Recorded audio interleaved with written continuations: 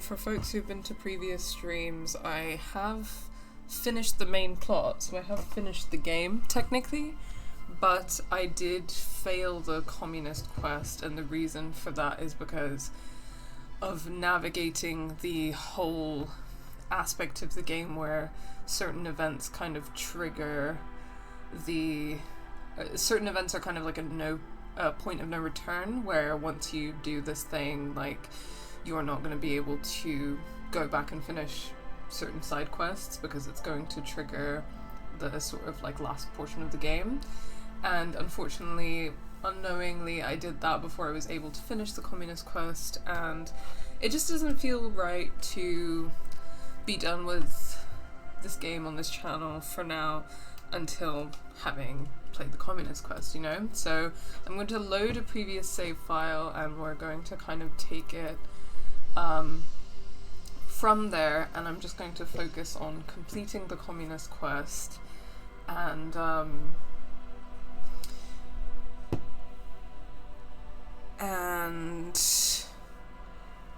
not sure if completing the communist quest kind of finishes the last portion of the game, so there's a chance that I finish the communist quest and then I kind of just play through the last stretch of it as well to kind of see how much that changes things. So we'll see how long that takes to get through all of that. But yeah, I just really wanted to do that on this channel kind of before moving on to the next game, I think. So that's what we're here doing today.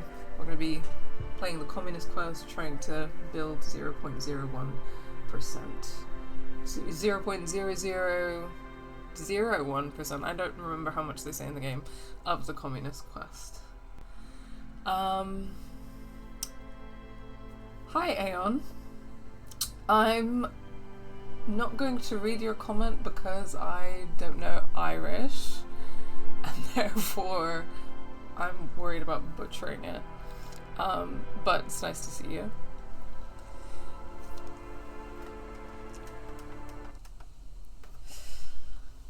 Before I get into the communist quest, feels appropriate to remind folks of our ongoing fundraiser for medical aid for Palestinians. If you would like to and are able to donate, you can do so by entering the command in the chat !Palestine. That will bring up the link for our medical aid for Palestinians fundraiser.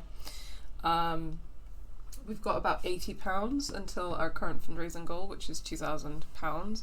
Every little helps, and if you do donate, then please let us know in the chat so that I can shout you out.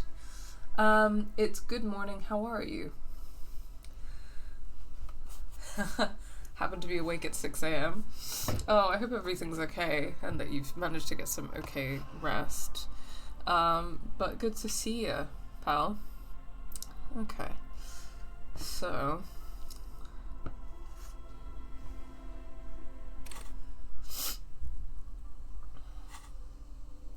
we're focusing on the communist quest. Get yourself organized.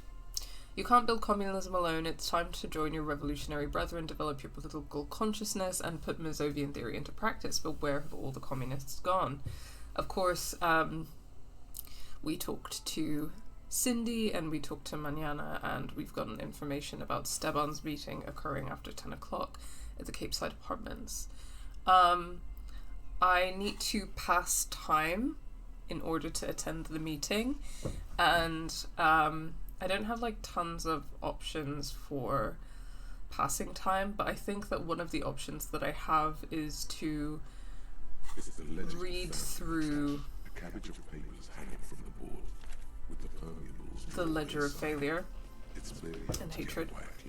that are made complete by the faint smell of urinal cleaner. So I thought it might be a good time to read some case files that we hadn't had the chance to, because I think that I was like, oh, I don't want to like spend loads of time on that. It takes about half an hour to piece one together, using the system you've devised. Which one do you... Perfect, yeah, so this should pass some in-world time for us, and then I can probably do some quick skipping through some of them as well to pass more time. But I actually haven't had the chance to read these yet, so let's take a second to do that. Sadly I haven't slept. It's been emergency maintenance all week. I'm sorry to hear that, pal. I hope that you're able to get some proper sleep soon. Okay, let's start with the Next World mural. This one is relatively easy to reconstruct. Overnight on 1202, a graffito, nay, a mural, appears on an 8-story tenement overlooking central General. The building is a sparsely inhabited ghost tower, part of a failed real estate development called Grand Coudon. Cause of failure, rent too high. The mural is enormous. 2 silhouettes, a man and a woman, are kissing. The text cut into their form reads, "True love is possible, only in the next world. For new people, it is too late for us. Wreak havoc on the middle class." Wow. A lot to unpack there. People call it that thing and that fucking thing. It's visible for miles. In 2 days, the station's complaints desk gets clogged with requests to remove the bummer. You and your partner are assigned to the case. Right. The graffito crew is easy to track down. Only the Bell lecturers have the literage of industrial paint to cover the surface. One of the graffito artists is rumored to be rich. They take responsibility for the execution, but not the design. The ideologue of the Next World mural, as the crew calls it, remains an unknown. Do I ever find out who came up with it? The case files do not show you finding the author of the design. Okay, let's read on. The crew agrees to clean up after themselves. However, your partner, JV, is against the removal, citing public support for conservation. This leads to a debate in Precinct 41, which then spreads to the streets of Jamrock, ending in a rare plebiscite organized by you and the rest of Row 3. The 9,000 people subject to the mural's message, all of Lakeside, Central Jamrock, and Villa Lobos, plus half of the eminent domain, participate in the vote. Although the case begins with what appears to be a lot of rambling on the streets as to how juvenile and stupid the mural is, given a choice between 2 options. Oh, so I get to choose. Remove the mural, it is wrong. Keep the mural, it is right. Although the case begins with a lot of what appears to be rumbling on the streets as to how juvenile is given a choice between 2 options. So the mural says true love is possible only in the next world. For new people, it is too late for us. Wreak havoc on the middle class. I think this is both emotionally and on a kind of like emotional humanist level too pessimistic for my liking, which is to say that, you know, true love or whatever is completely possible in this world, and I think it's a bit silly to think that it isn't just because, you know, you've had some bad experiences. Myself having had some quite bad experiences, just like everybody. You know, there are many different kinds of love, and they're all true. It's too late for us. I don't think it's too late for us. I'm just not a fan of this kind of nihilism. Wreak havoc on the middle class is also a bit of a strange political message, because the middle class is not really where you want to be spending most of your energy in terms of wreaking havoc. I think you need to be targeting the ruling class, you know. So I would say that emotionally and politically I disagree with the content of this mural. I don't know about right or wrong, but I don't agree. But equally, there is a case to be made about, like, preserving public art and people being able to, like, respond to that art and form their own opinions in their own way. So is it censorship and me being a shitty police officer if I remove the mural, even if I don't agree with the content of the mural philosophically or politically? Maybe we should keep it there so that people can make up their own minds. Also, sorry if you're hearing noises. I think someone's doing building work in the apartment underneath us. I've kind of stopped dating, but yesterday I felt sad that I might never find love. Even if I've accepted it's fine that I don't. I wish to one day. I'm kind of like, I've kind of been really depressed about how long I've been single, and I've been feeling pretty fatalist about whether or not I'll ever find romantic love that I want in my life. But I have a lot of love in my life. There's a lot of true love in my life. I'm blessed with some, really important, like, platonic friendships and relationships, and feel blessed to have my friends and comrades, and that is love, and that is true love, you know what I mean? So even if I'm feeling pretty like shitty and pretty like fatalistic about romantic love in my life personally, that has a lot to do with like how I feel about myself and how I feel that I'm unlovable, and also just like how on a structural level it is kind of like hard to make those connections. And I think that like under capitalism there's a lot that's kind of preventing us from forming those kind of bonds, or that is like manipulating those kind of bonds to reproduce capitalism. And that's all a very like difficult and tricky thing to navigate. But again, there are all sorts of love, and those loves are true, so I don't think it's really, even if I never found romantic love, which is how I feel about it, and I do find it kind of like unhelpful when people tell me like, oh no, you'll find someone someday, whatever. I'm like, I mean, you don't know that. Like, I don't know that. Nobody knows that. Only God knows that. Even if I never did, though, I think I have a lot of stuff in my life and a lot of love in my life that makes me feel pretty fulfilled. So yeah, I just don't believe it, so I kind of, in a similar place to where you're at. Welcome the void, yes. Being able to read something you don't agree with is inherently good. I don't know about inherently good, but I do agree that reading the stuff that you disagree with, if you're, have developed critical thinking skills and are able to engage with it critically, is good. I don't think you should always be reading things that you agree with, and I think reading things that you disagree with, particularly in a public space, can kind of like encourage conversation.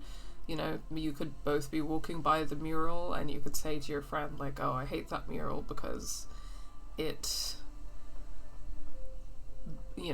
insert my opinions on that. Yeah, so I kind of agree. Yeah, keep the mural. Yeah, for the sake of dialectics and intellectual stimulation and public debate, and to be fair, the mural isn't like offensive or violent necessarily. Let's keep the mural. A staggering 78% of voters choose to keep it. Turns out the opposition were a loud minority, and that love truly is possible in the next world for new people, and it is too late for us.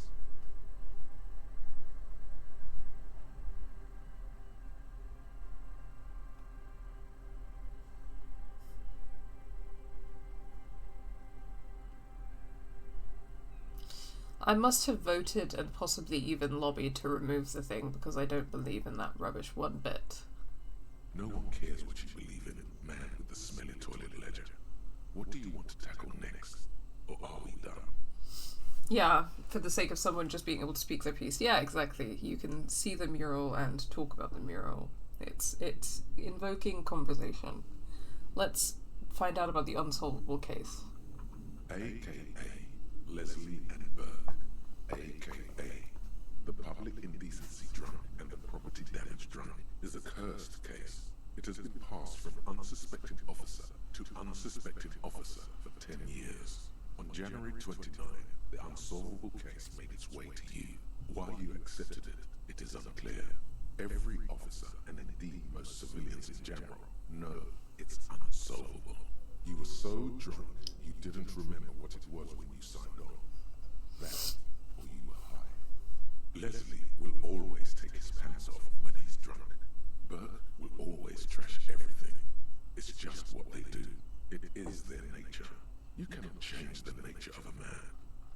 can't lock them away because public indecency and small-scale property damage are not punishable by incarceration.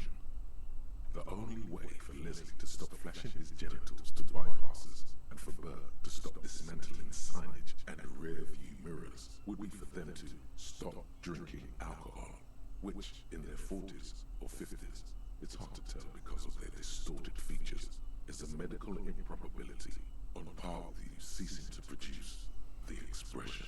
The save file that I've loaded is before I actually managed to stop producing the expression, so that's interesting. Couldn't we just keep them off the streets? You would think that, but you're wrong.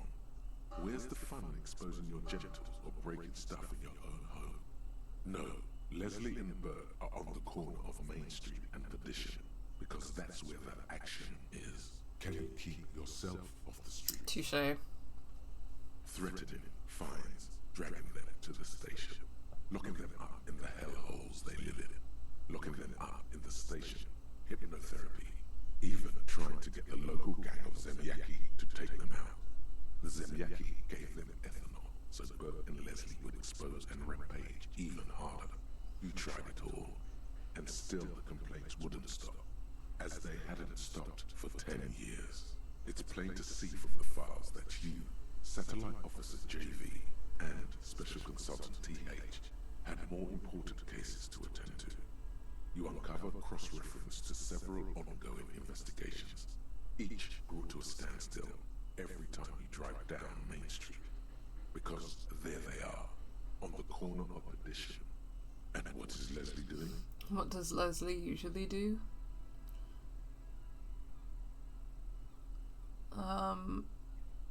Leslie is flashing genitals and Burke is doing public indecency. So that's what they usually do, but it's giving me a choice, so maybe Leslie is mixing it up. Let's, for the sake of it, choose property damage.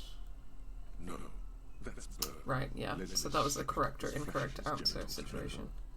How will you ever solve the unsolvable case if you can't even get that straight? Well, turns out it's pretty simple. The case becomes considerably less comic one day when Burke takes a swing at your ledger. He must have confused it with the property he likes to damage. But the joke's on him. You're also drunk. Drunk out of your mind on potent Pilsner. You slam the hardened plastic board in his face, then proceed to beat him unconscious with Wow. it. In the process, the ledger sustains damage. The compartment within, reserved for permeable documents, is jammed shut. You stop your assault on the now unconscious Burke to open it, but are unable to do so. The officer began to cry, reports Leslie, who, at this point, is tending to Burke. He came at us, and at us. I think he was trying to kill Burke. While trying to kill Burke, you slowly come around. The permeables compartment is open. You've smashed it open on poor Burko's kneecaps. The good news is, Burke can't walk. Jesus Christ. Can't get out of his apartment, and invalid. With Burke to tend to, Leslie cuts back on the indecent exposure. Maybe he flashes his genitals to Burke. Who knows? But both drunks are off the street. The complaints stop. The unsolvable case is solved. Jesus Christ. So he inadvertently solved the unsolvable case by disabling his fellow officer. Which is also why the officer responsible narrowly escapes a disciplinary hearing. The end. Do you want to read another one? Cop on cop violence. Okay, that was crazy. The square bullet hole murders. It would be very interesting to read about these, wouldn't it? I mean, there seems to be a square-shaped entry wound in the victim's forehead. Huh. She's been sitting there for weeks on her rocking chair with a square hole in her skull, staring at the wall, her mouth agape. But That's all you got. From the half hour you spent piecing it together, all you know is the entry wound was square-shaped. You never found the bullet. And then another body showed up, also with a square hole in his forehead. no worries, Aeon. Get some sleep. A sequence killer? Who knows? Those pages are missing. What next? Don't worry. One day, you may still catch the man with the square gun. Damn, okay, no answer on that. The couch in an unexpected location.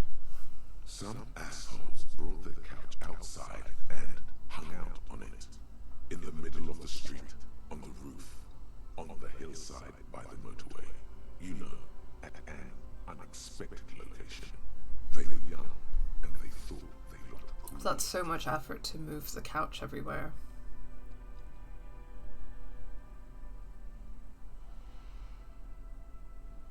They looked really cool, like a rock band. Yes, as you said there, insufferable rock and roll assholes. Young people are the worst. So anyway, you got a complaint about the damn sofa, or couch, or whatever it was. They were leaving it out in all these unexpected and whimsical locations. They took it, too, where they also took photos of themselves on it, and smoked cigarettes, and drank coffee because they felt it intellectual. Cigarette butts, coffee cups, stupid couch. You had to clean it all up, and you did. So congratulations to you. Case solved. Did I ever catch those guys? No, you didn't have time for that. These notes show that you have what is called a real goddamn job. You don't have time to be chasing down the couch assholes. You have a real job to do. What next? Murder at the hookah parlor. Murder. Tum at the hookah parlor was a case originally assigned to an officer called Joseph Mills, who is now dead, of circumstances completely unconnected to murder at the hookah parlor. Apologies. Wait, how? Beaten to death by a throng of Villa-Lobos gang members when him and his partner J.M., only initials mentioned, answered a call one night. It's a sad story, and it isn't really represented in your case files. Stop stalling and get to the murder at the hookah parlor. Okay, on with the murder. Joseph Mills was on this case that he just couldn't solve. Was doing solo. Said it was a real nutcracker, a real brain twister. Was on it for, like, a month. The captain got impatient. Shit or get off the pot, Mills. Mills didn't get off the pot. Not yet. He kept at it for a couple of weeks more, racking his brains, running with every theory as outlandish as they seemed. Still couldn't solve the murder at the hookah parlor. Tough case, he said. Toughest he's ever had. Wait, was Joseph Mills a good cop? No, he was awful. Awful sense of humor, too. The worst jokes you've ever heard. Really rapey. Oh. Still, he'd been on it for months now. Said it was the final case. Said it was uncrackable. That murderer vanished into thin air. That goddamn hookah parlor was all he talked about. Okay, so the case is handed to you because Mills isn't getting anywhere, and you look into it. Here's the setup. A young man is found dead in the hookah parlor. You know, those places where you go and smoke bubblegum. You don't have to white-splain hookah parlors to me. I know very well what they are. Cool. Yeah, really lame. So Wow. young Racist. man in his 20s found with his skull busted open, right on the floor of the hookah parlor, in the middle of the day. No one else is in there. Only client that day. In perfect health, too. Some kind of a movie. This is racism. Islamophobia. No one enters. No one exits. He's just sucking on his watermelon hookah all morning, all noon, like he usually does. He's a regular. No calls, nothing. Just sucking on the hookah until 15:45. Then bam, he's dead on the floor with his skull busted open. Blood everywhere. What happened? How can it be? Mills has no idea. Invisible assassin. Movie deal gone sour. Girl at the counter did it. Nothing fits. Eerie. Man just dropped dead. So you go to the parlor. You see cushions around the table. Tables low, heavy, really sharp edge. He sucked hookah, stood up, passed out, hit his head on the table, and died? Wow, this is kind of like the guy who died on the boardwalk. See? You can't even read the thing without soul in it. Yeah, it was that. Turns out hookah does do something. It turns off your brain's oxygen supply, and you don't notice it until you get up to go to the bathroom. And what was he doing there for 6 hours? Smoking hookah. Didn't you hear? I don't know. Trying to come up with a movie script, maybe. Anyway, that was Murder at the Hookah Parlor. Joseph Mills wasn't a good detective, and about 30 minutes has passed, piecing it together. Next. Not much has changed in the meanwhile. A bunch of sodden papers still sack arson, petty theft, spousal abuse. You don't exactly close them, so much as distance yourself from the smelly papers. They're a little further. Okay, cool. I'm gonna walk to the Cape Side apartments and then do some more time passing.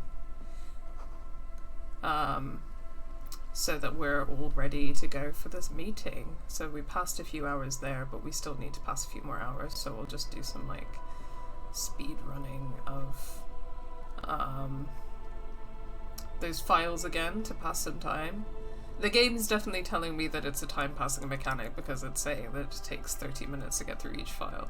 And I think you can only pass time on a bench if you're on your own, because when I tried to do that with Kim was like, stop wasting time sitting on a bench. And I'm like, Kim, everybody has to rest sometimes. Stop having internalized capitalism so much. That you think you need to work all the time. Come on, Kim, get free.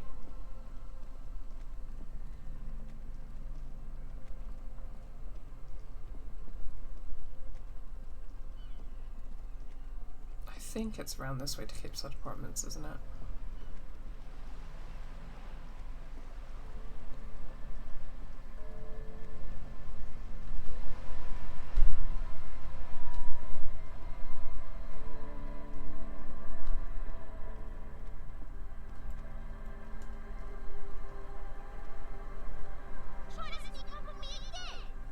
No problem.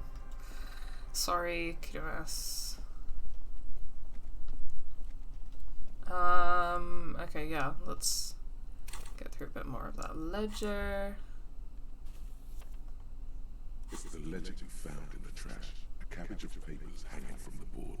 It takes about half. This caused them true people. La la la. The case, the night is staggering. In any case, it appeared A, he was less the O, you would can he threat it's no.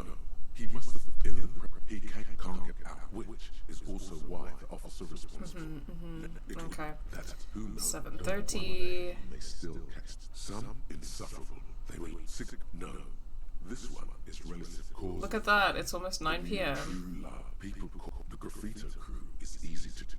The ninth, a staggering 78% of voters choose to. No one cares what you believe in, man. With the Oh, look at that. We're so close. At the hook, Joseph Mills. No. Okay, no. It's Sutton. Yeah, no one entered. Mills has no idea. See? You can't. Yeah. Smoking hookah. Didn't you hear? I don't know. Boom, 10 p.m. With the movie script, maybe. Not much has changed in the meanwhile. Okay, nice one. I don't need to be carrying this ledger around unless it's because I'm going to take minutes at this communist meeting because someone has to do that. Okay, yeah, let's keep it. I'm here to take minutes.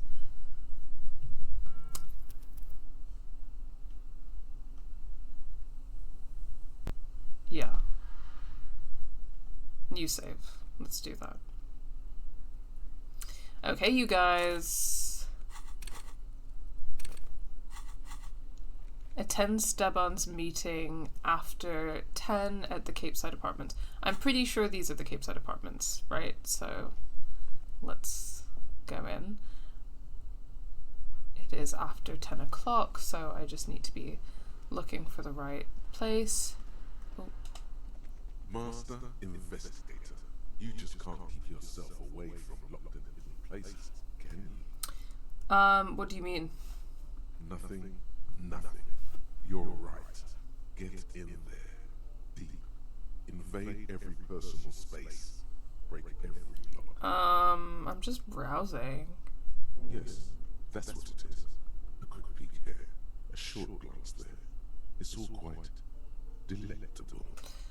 Okay, so perhaps the meeting is in here. But I don't think so.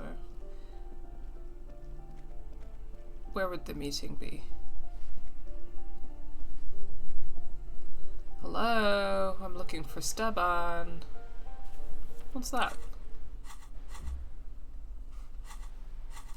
I'm here for a communist meeting. Sorry.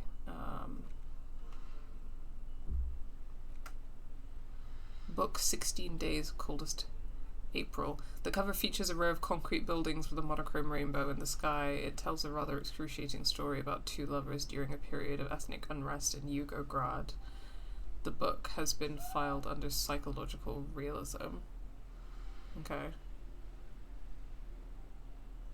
In your hands you hold 16 Days of Coldest April by Yekatina Dar. The cover image shows a row of concrete apartments above which span a black and white rainbow. Feels heavy.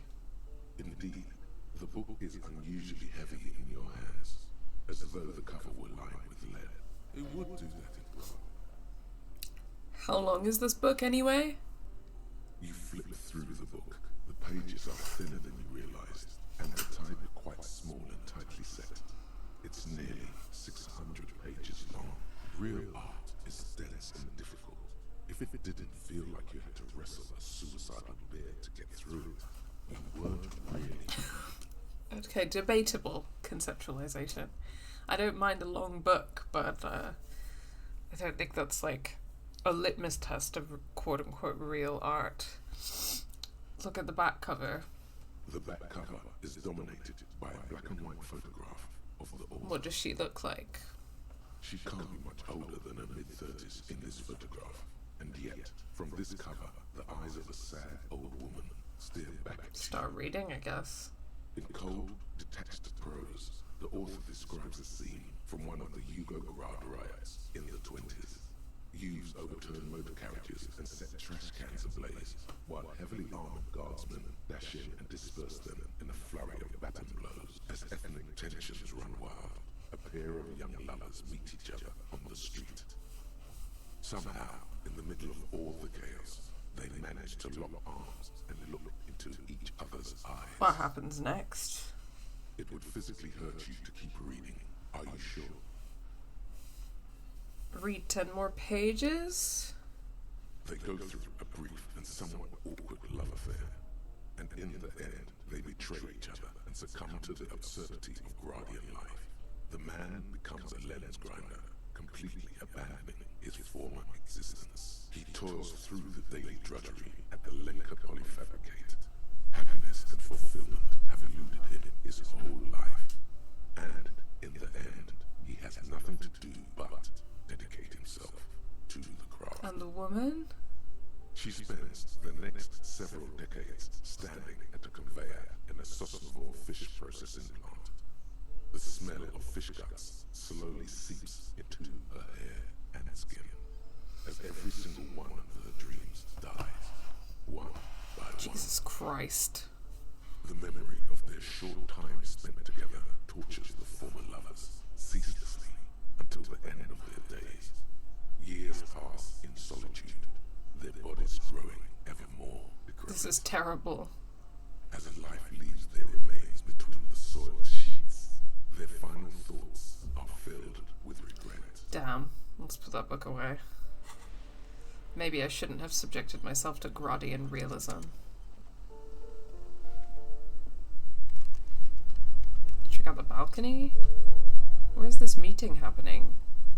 Cindy, the meeting. Hello again, officers. Have you... Where's the meeting, Cindy?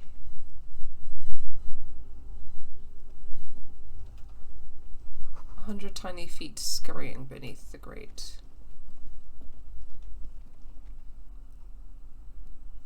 Cindy, you told me about the meeting. Where's the meeting?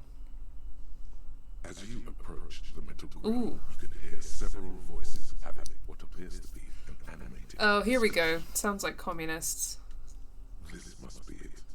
Beyond this door lies the beating heart of radical communism in Marchbank. Hell yeah, we made it. Somehow, the night air softens the smell of trash and sea grime. As the breeze pulls through the canvas like a shuttle through a loom, you catch a hint of something unexpected. Something earthy, warm, and burnt. The acrid smell of failure. No, that's just slightly burnt coffee. A smell you would recognize anywhere. Just look at these pigs sniffing about after hours. Why didn't you say it was the secret door right behind you? Must have slipped my mind. You know how it goes. She gives you a lackadaisical shrug. The metal grill is cool to the touch. You notice the lieutenant is looking uncustomarily anxious. His posture is rigid. His right hand hovers near the zipper of his Wow, I jacket. can't wait to see how Kim is going to react to the communist meeting. He wants so badly to draw his armistice, but he also doesn't want to draw You it. okay, Kim? Oh, I'm fine. I was practically born to infiltrate underground communist cells. He takes a quick look over his shoulder. That's not what we're doing, Kim. We're here to attend a communist meeting, and hopefully by the end of this you will realize that you don't want to be a cop. Which is just to say, we should be prepared for any eventuality. Kim, we are not... That is not what's happening here, okay? I'm trying to deprogram you. Bang on the grill. The clang of metal reverberates all along the scaffolding. The voices coming from the other side fall silent. Who's there? Is that you, Maurice? Are you all communists? I'm looking for some communists. Who said communist? Did we say communist? Get out of here. Listen, I've already built like 0.0001% of communism, but now I need to get organized. Can you help me? For a moment, silence. What's the passphrase?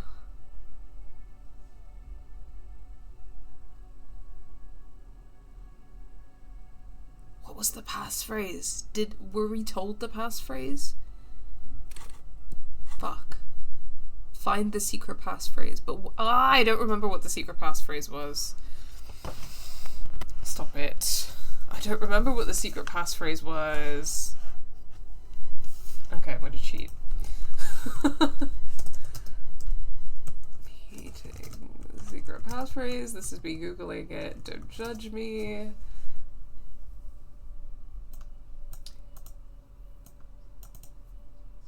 If you talk to Mañana already, then you probably know the password.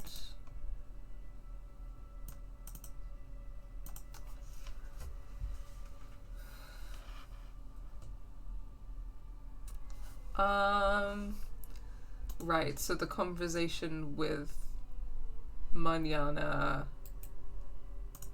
would have given away the passphrase, but I need to...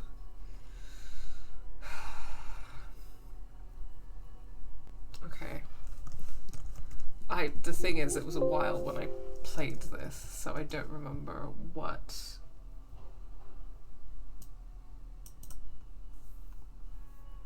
we talked about.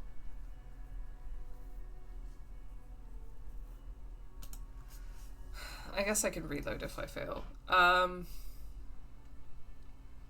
don't think it's the sausage grinders thing, or 1, 2, 3, 4. Remember Dobreva and Abadanais? There's no response. You begin to wonder whether they've slipped out some back way. No, they're still there. You can feel them back there. Alright. The key straight to the back of the door frame. Just make sure you put it back when we're done, or it'll all be locked out. And do what you want. Okay. It just kind of falls away. in places. Okay, good guess.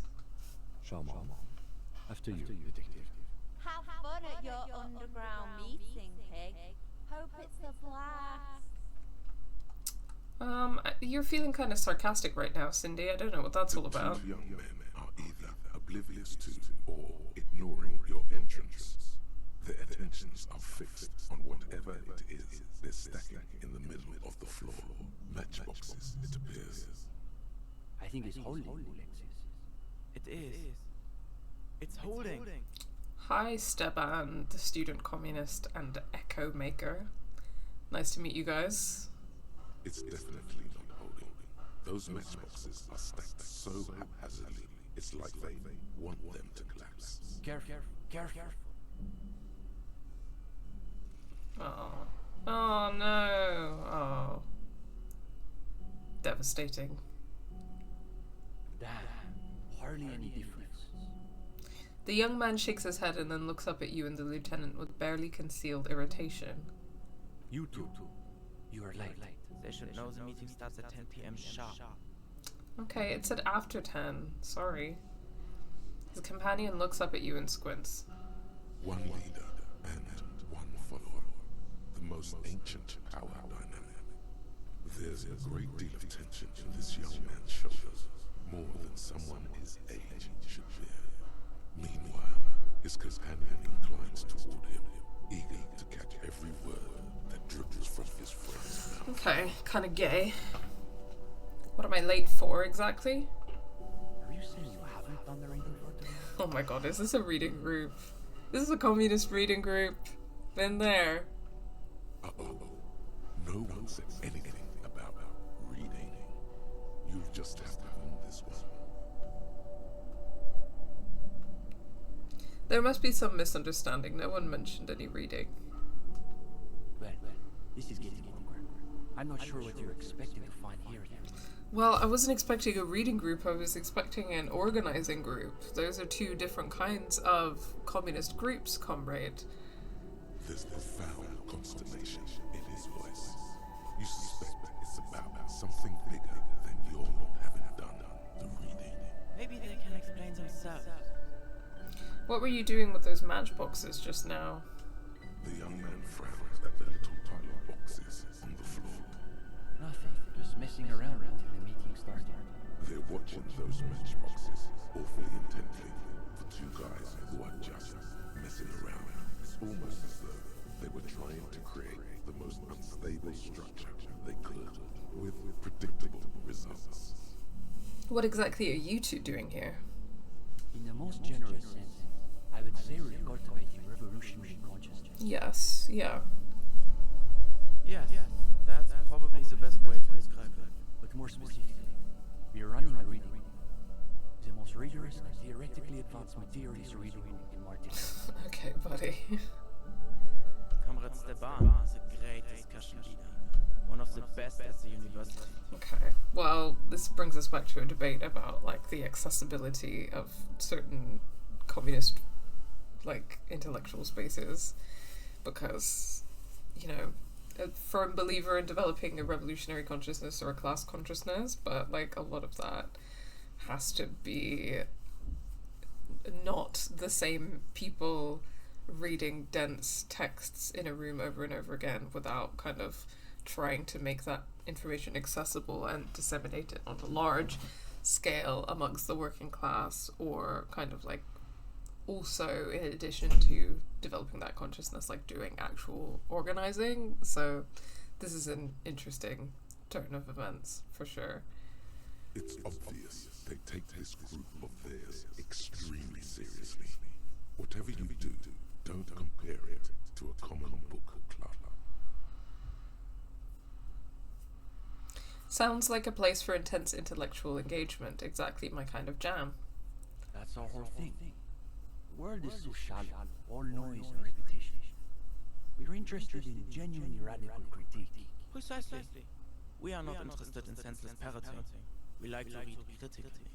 Within the contours of Mazovian historical materialism, of course. I didn't realize they taught radical Mazovian theory in the universities. A So you can call that problem teaching.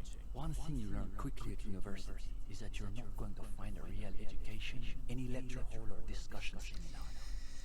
You're not entirely wrong.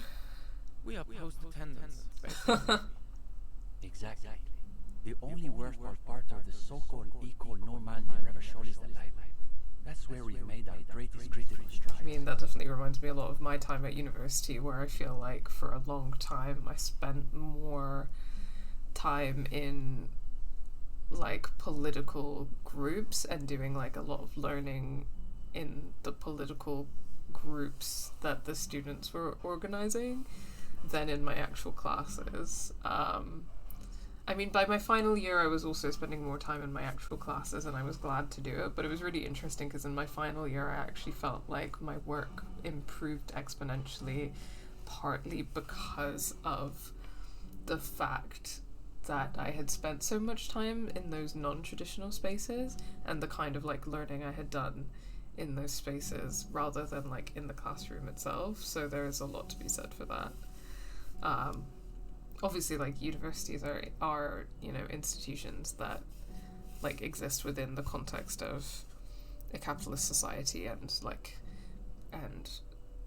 you know, promote capitalist knowledge production, but within like humanities subjects, at least, there's like some room to critique that or do good work, but equally, because the nature of the institution is not radical, the nature of the institution is that it's like part of the state structures of capitalism. I think a lot of so-called left-wing academics can kind of exist within like a circular dynamic wherein they just like, all they do is like quote-unquote produce knowledge and they don't do any actual like organizing. I think you need like a good mix of, you know, spending time on kind of developing your political consciousness and having those conversations with other people and like actually getting shit done. You know, I think you need a good mix.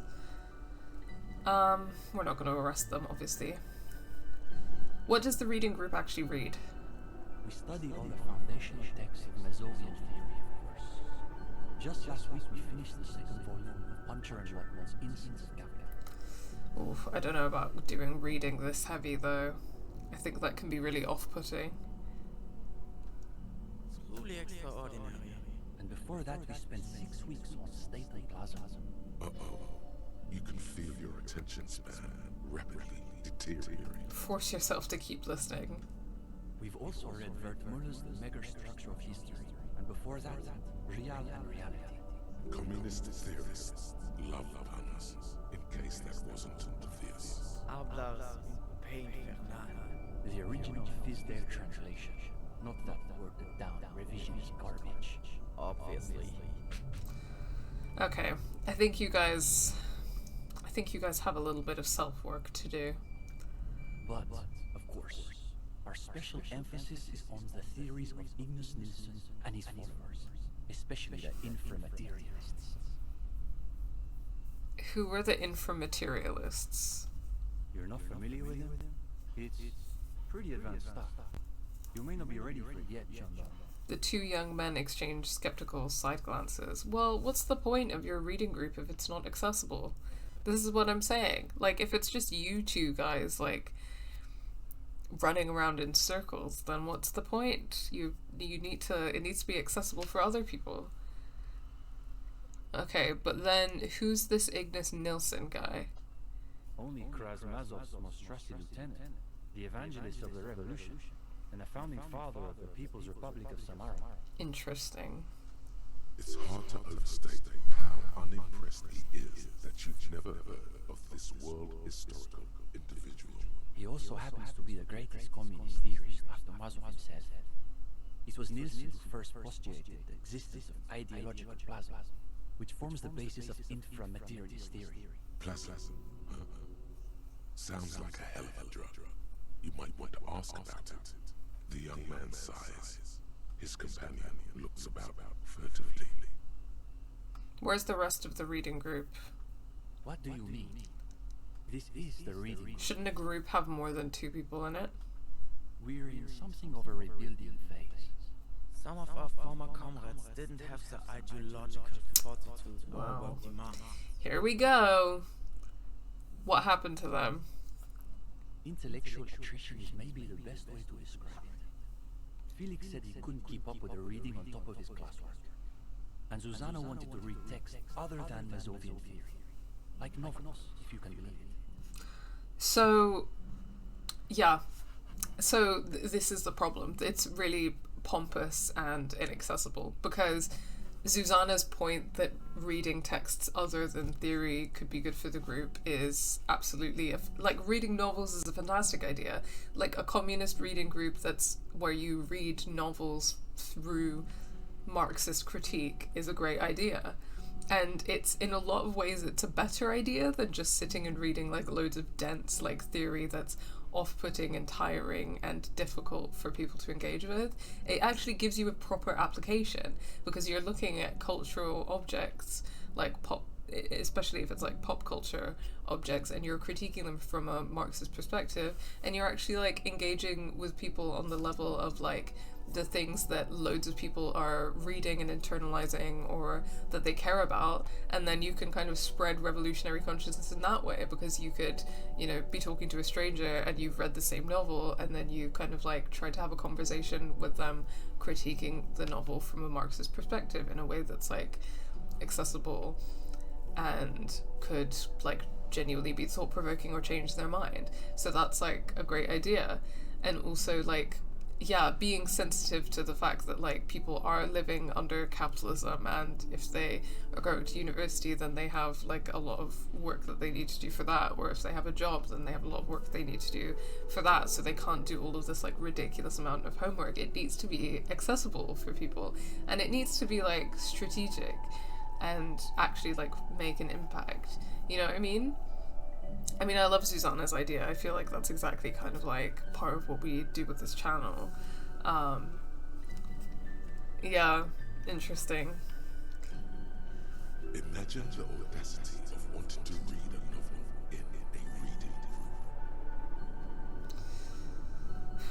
I like a good novel every now and then. Oh, sure. But you can always join a book club if that's what you're into.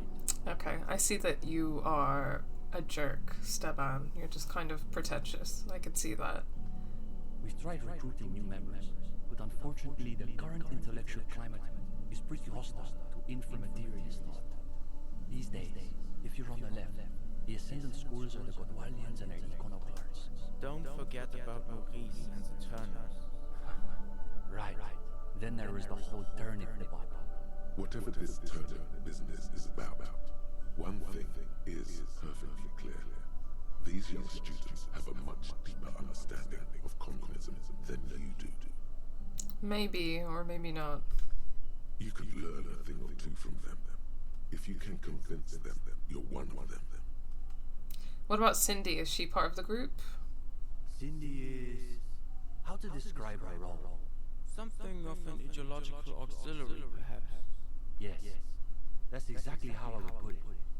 And naturally, we support her radical counter-liberal aesthetics. But she refuses to submit an essay, so we can't call her a member of the group. I'm sorry. You only accept members if they submit an essay? This is ridiculous. But I can see that I think that they're kind of like intentionally making a critique of this kind of brand of communist. That doesn't stop her from using the room for studio space, of course. Did you say something about turnips? It's an unfortunate story. You see, our ex-comrade Maurice is something of an economist. He's studying macro and microeconomics. Wow, a real intellectual, it sounds like. The lieutenant arches his eyebrows.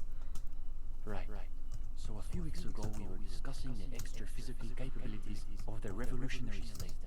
And Maurice said, what were his exact words, Ulexis? It was unbelievable. He said, turnips don't care if they are grown by communists, moralists, or working. They grow just the same. Just a minute. Steban, Ulysses. Why do those names ring the faintest of bells? You should get to the bottom of this when you have the chance. Basically, he's rejecting the whole foundation of inframaterialist theory. What is this inframaterialist business they keep blabbering about? You've never heard of anything like it. Remind me what inframaterialist theory says about turnips again. Simply that under suitably revolutionary conditions, crop yields naturally increase relative to non-revolutionary crops, which Morris somehow has the gall to deny. Susanna said that he has been hanging out with some non-communists lately. Under suitably revolutionary conditions, crop yields naturally increase relative to non-revolutionary crops, which Maurice somehow has the gall to deny. I'm sorry, that's... Yeah, this also feels like it's like poking fun a little bit, because when Marxism is talking about revolutionary conditions leading, suitably revolutionary conditions leading to the downfall of capitalism and the transition into socialism, like, that is an analysis of the sociopolitical structure of society, like human society. Turnips turnip growth is, how do I articulate this exactly? It's like, are there sociopolitical conditions that influence like food growth, in the sense that our socioeconomic structure, you know, has resulted in things like GMOs or food mass production, etc., etc. You know, certain like plants being grown in parts of the world that they're not indigenous to because of like the global capitalist economy, like pineapples being grown in plantations in Hawaii, or tomatoes being a part of Italian or Spanish cuisine through colonization. So like socioeconomic conditions do influence like food culture in a lot of way, but ultimately also growing crops is something that is about the laws of nature. And again, okay, also climate change affects it because it's affecting the climate, which affects crop growth, but he's not technically incorrect, right? Because ultimately also the laws of nature, which are like not outside of that per se, but are also a consideration, are what dictate like crop growth patterns. So he's kind of correct that it doesn't matter who grows a turnip, like who plants the turnip's going to grow in the same way. And so it feels like they're kind of making fun by showing these people like applying Marxist theory to crop growth as though crops are human beings, and like revolutionary conditions impact crop yields, like some like strange misappropriation or misapplication of the theory. But I think this is potentially making fun of like how like far gone they are in terms of just like being too deeply obsessed with like dense, obscure Marxist theory and not like practical applications of Marxist theory or their own thinking, which could be, you know, critical of certain kinds of Marxist theory. So I think that there's kind of like a making fun here of the fact that they're, you know, saying that nobody else is like intellectual enough, blah blah blah, to join their reading group, but they are so obsessed with this kind of like hyper intellectualism, which is so circular and self-congratulatory, that they have actually lost their own ability of critical thinking and are instead just like parroting the points of these theorists, and it's just the two of them, so they're not really, and they're kind of like denying anyone who's bringing like new ideas or new energy to the group. So it's just become this. Yeah. For us, the question boiled down to, if you don't even accept the basic ideas of Nietzsche and inframaterialist theory, why are you in the reading group? So you expelled Maurice from the reading group over an argument about turnips? Well, it wasn't so much that he was expelled. He just quit coming. We haven't seen him around for Wow, I wonder what was off-putting for him. What's so bad about the Gottwaldians? They're the most depressing school of communism. They love writing long books with a patina of Mazovian theory to cover up their cheap psychologizing. a gang of cheap psychologists and intellectual midgets. Typical Gottwalders, in other words. It's okay for Uli to say that, because his dad is from Gottwald. Wow. Huh?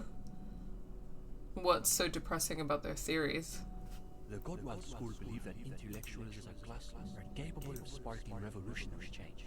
So all they can do is critique capitalism from inside itself. In other words, they have lost faith in their own relevance. That's why they spend all their time smoking cigarettes and writing long works of criticism that make you want to commit suicide.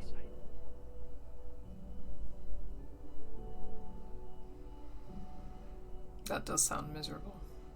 It is miserable. That's probably why they're always committing suicide. You see, the Gottwald school look like communists. They talk like communists. But scratch the patina and you'll see beneath that they're just depressed liberals who've read too many books. Okay, it's a bit like ironic of you to be saying that, but okay. What about the iconoclasts? For starters, they love talking about beans. Beans? That's right. Iconoclasts are obsessed with beans. They love thinking about beans. They love counting beans. But most of all, they love building models to predict how many beans there'll be in the future. They're by far the most bean-centric school of communism.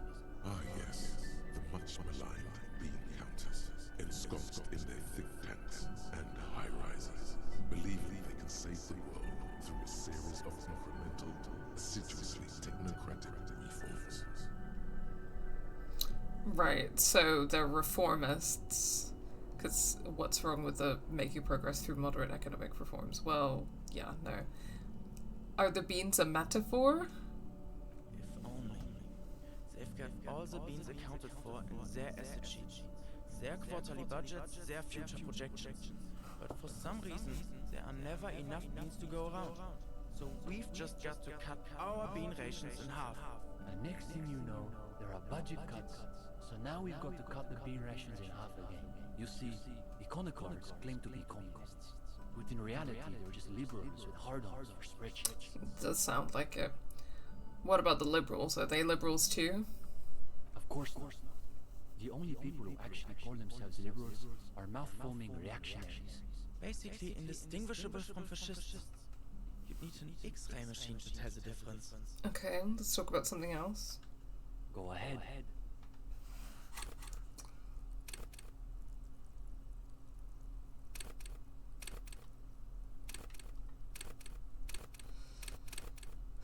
I have a feeling it's gonna come in relevant, so I'm gonna give myself a rhetoric boost.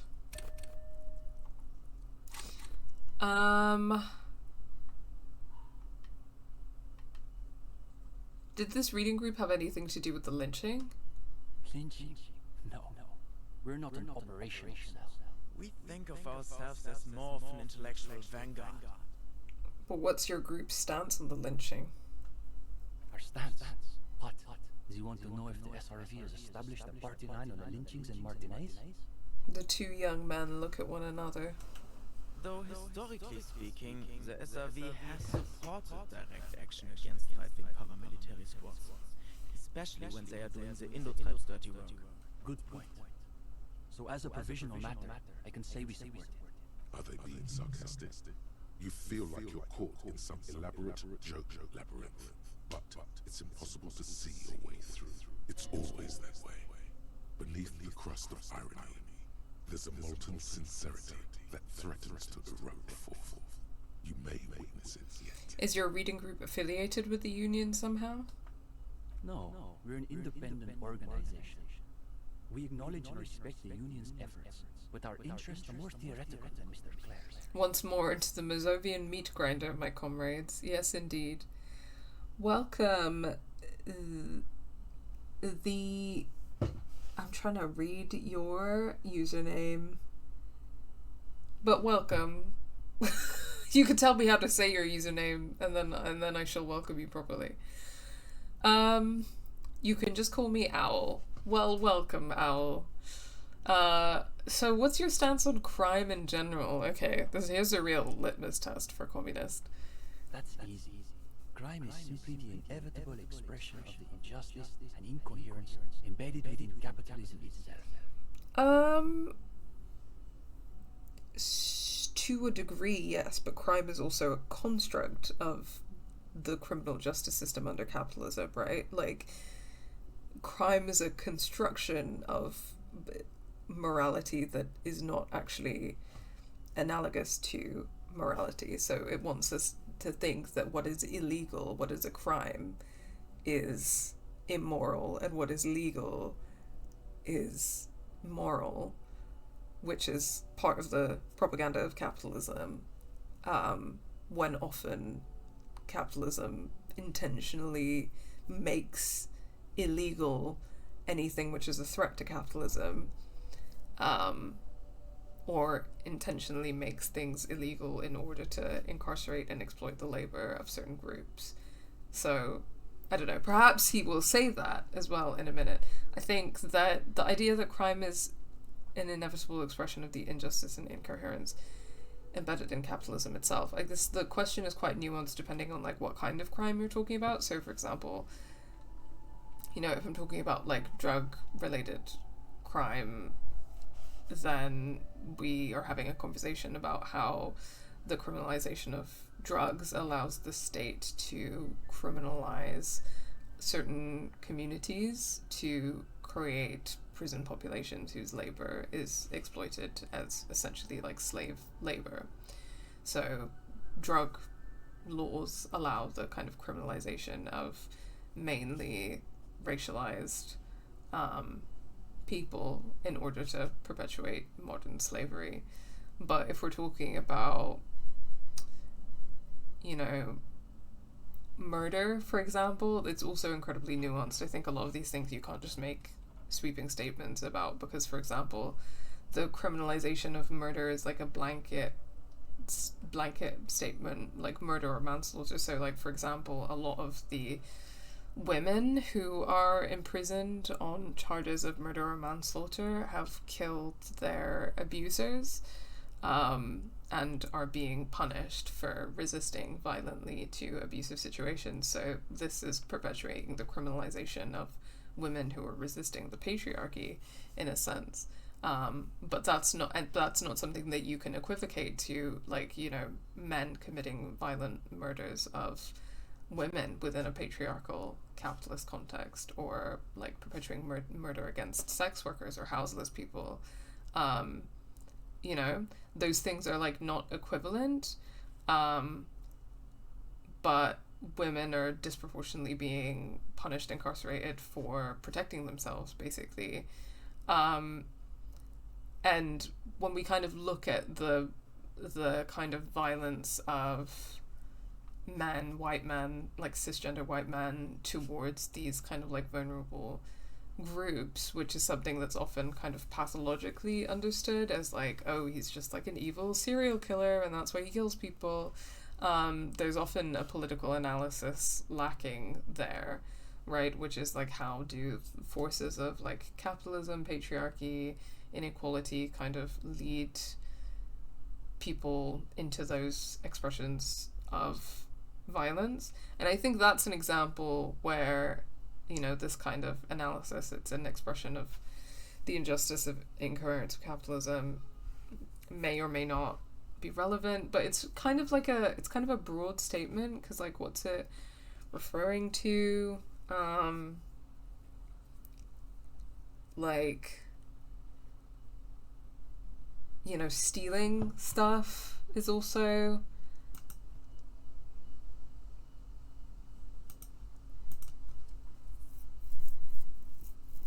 a crime often under capitalism, and that's not some, like, within the context of capitalism, which is impoverishing people and leading them to steal out of necessity. then is that also an inevitable expression of the injustice? Anyway, sorry, that's rambling. I should probably see the rest of what he has to say. It's a symptom, in other words, not a cause. Okay, yeah, I kind of agree with that, but I would like more kind of specifics. I don't know if you can like make a sweeping statement like that. I don't think it's addressing like a lot of the nuance. He waves his hand as though to say this is all there is to say on the subject of crime. It really is not. There's a lot more to say on the subject. His companion can barely suppress a yawn. Okay, well, for such self-aggrandizing so-called intellectuals, you don't really have much interesting to say about that, do ya? Are there any operational communists in Martinaise? No, unfortunately. The communards were hunted down and killed nearly to a man. All that's left of them are bones and old rifles. Like this one. Show him the Belle Magrave rifle. His companion's eyes widen as you hold up the ancient weapon. He's practically itching to stick that thing in someone's face and pull the trigger. Yes, like that one. I wonder how many of these are still lying around in cellars or sealed up behind the masonry. He knits his brows together and then looks up. Can I hold it? Sure. It's heavier than I was expecting. The rifle rests in his open palms. Its position reminds you of something. The attitude of a priest bearing one of the holy relics of his faith. Though it is long out of service, its power is evident to him. When he's finished, he returns the rifle to you with a nod of appreciation. You two wrote that article in La Fumée, didn't you? You've read our article? For the first time since you've met the young man, words seem to desert him. That I did not expect. His companion is blushing now, a sheepish grin on his face. Well, don't keep us on tenterhooks. What did you think of the Was this the essay about, like, Formula One racing? The delicate egos on these boys. Even though you're just some cop, they're desperate for your approval. Hey, you're not just some cop.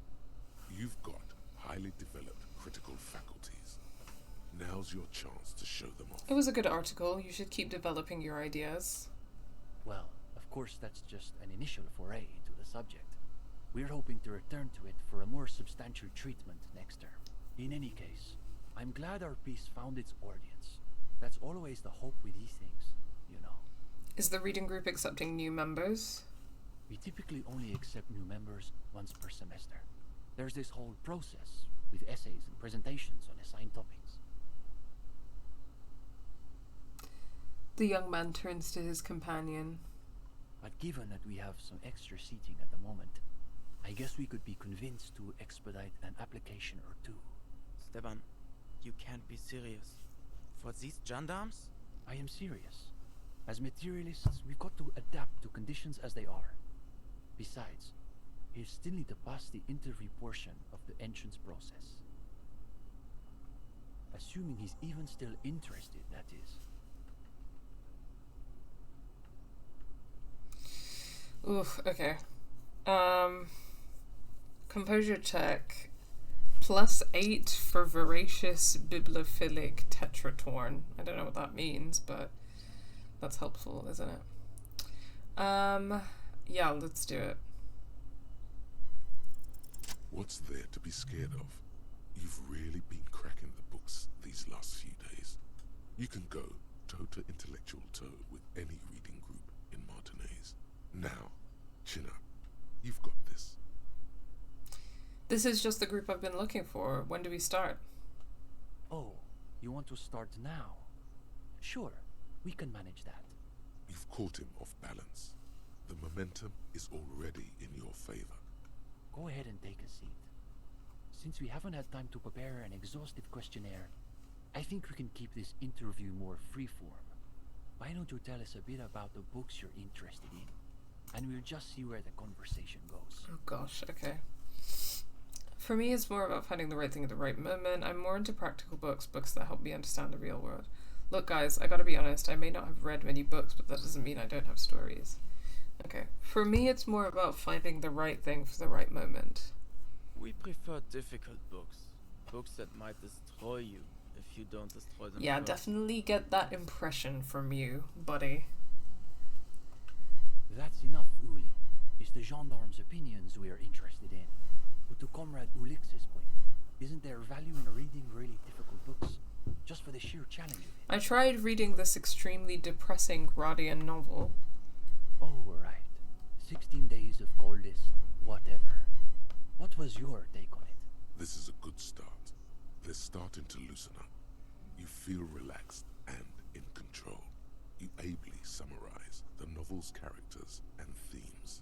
Even better, you're able to connect those themes to your critique of the novel's formal qualities, such as they are. But eventually I finished it, however much physical pain it caused me. Sounds to me like a typical bourgeois social novel, designed to assuage the egos of frustrated housewives and win international awards. And Gradian realism is the worst realism. It's nearly as bad as Gottwaldian critical theory. Makes you want to gouge your eyes out. Or better, gouge the author's eyes out. These kids are eating out of your hand, practically. Another quarter of an hour disappears. The questions come rapid fire, but you have an answer for every one. Now you can sense things starting to slow down. The interview must be reaching an inflection point. But now I'm curious. Do you think there's value in reading so-called practical non-fiction?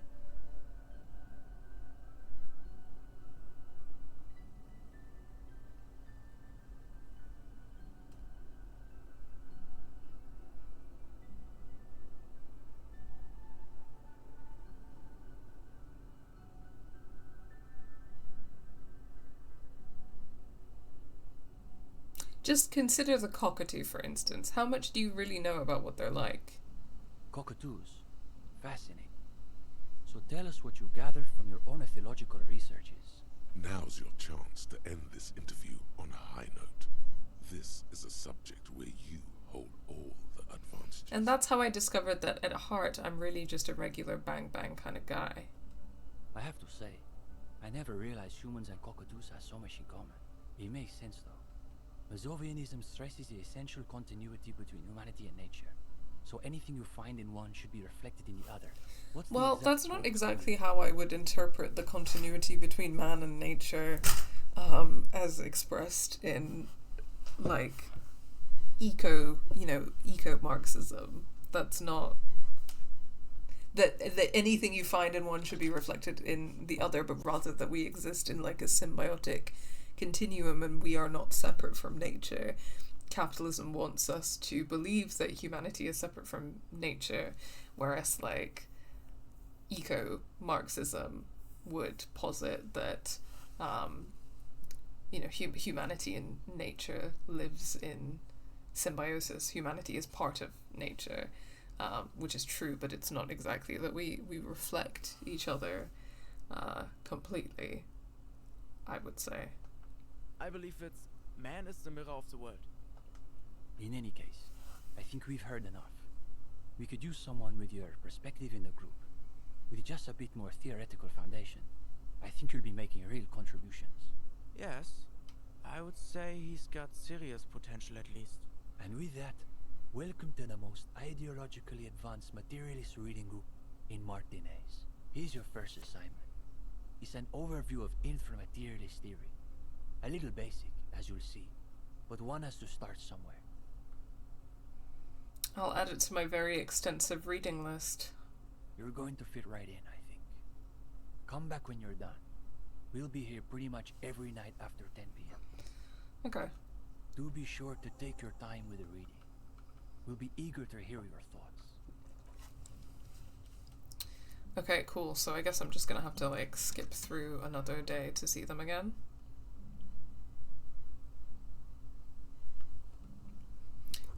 Coffee.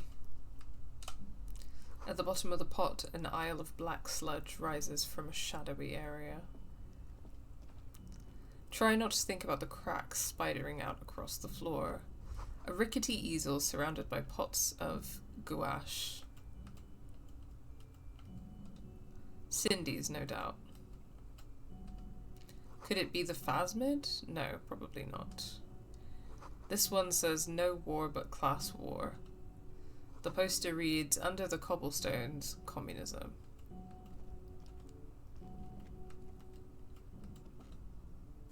Oh, what's that? New clothes. Reflective construction vest. +1 endurance, -1 reaction speed. Wow. That's kind of cunty, but I want my big coat back.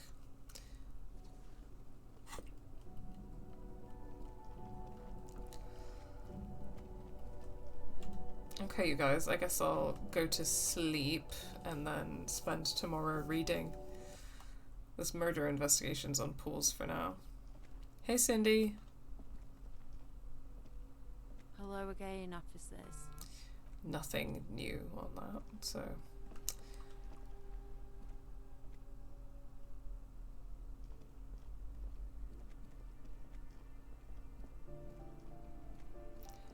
Let us leave.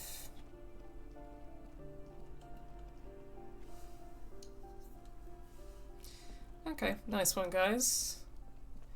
It's interesting. I'm not sure what I was expecting I'm not sure what I was expecting this quest to be, but it's definitely gone in a direction that I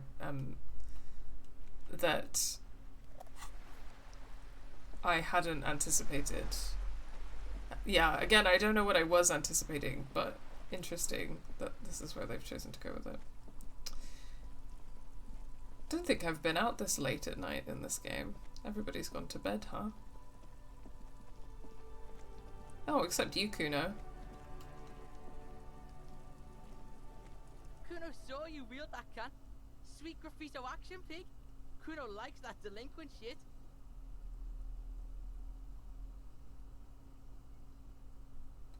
You like art, Kuno? Fuck no, art shit. He takes a step back.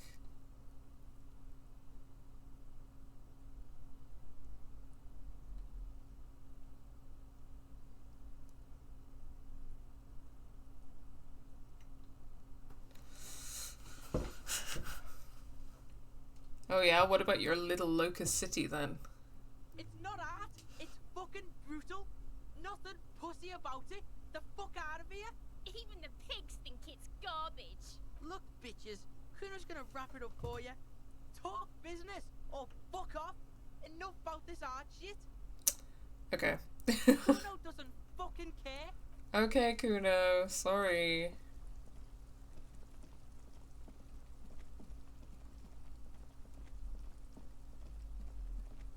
I definitely, in a future playthrough of this game, I'm gonna have to approach Kuno completely differently, I think. Hi, Themborn. Welcome. Just going to my shack to get some shut-eye before spending the next day reading communist theory.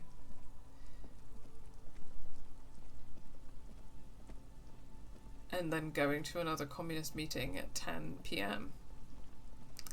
Okay, I think I'm getting lost because it's dark. Oh, what was that? Birds in the birch tree, barely audible coos come from above.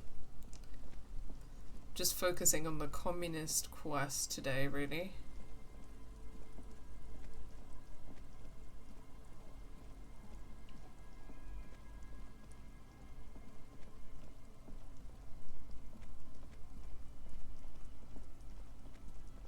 I guess Kuna is one of the only people that's out all hours of the night. Oh, so is what's her name? Fair enough. It's getting late, and it's raining. Time to call it Good a night, day. Kim. Good night, officer. We'll meet in front of the shack in the morning. Let's put this flashlight away.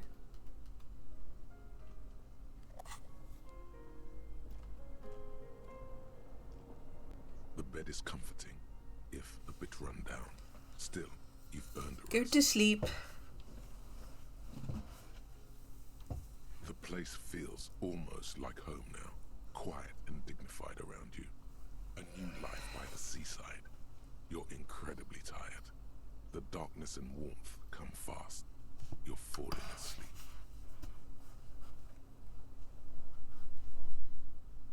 It's easier this time.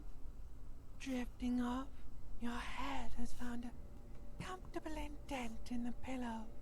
Your legs and your torso feel like lead weights sinking to the bottom of the sea, until there's suddenly light.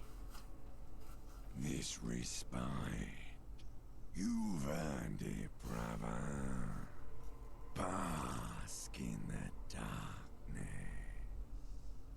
Let it swallow you up and swivel you around while you forget everything you've managed to remember.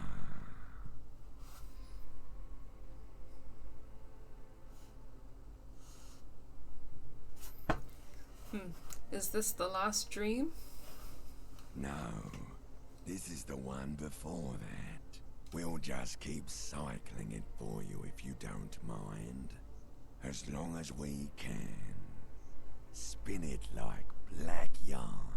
Enjoy it while it lasts. Thank you, darkness. Thank you. You're welcome, Harry boy. You earned it. Fall into a deep, uninterrupted sleep. After centuries of darkness, the alarm rings. But what's this? You actually feel rested. There's no time to cuddle with your pillow, however, or as much as shiver from the cold. The world awaits. Damn, I could do with a sleep like that. Go. Open your eyes. Kuno don't need no sleep. Kuno too good for that. He sure is.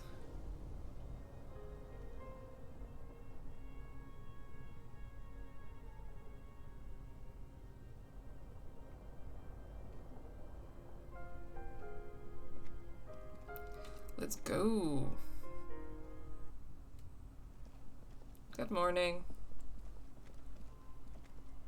Shall we do some reading here in the middle of the fishing village?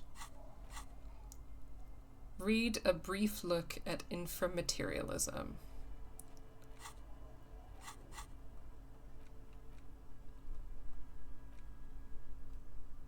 Here we go. A concise introduction to inframaterialist theory intended for a general audience.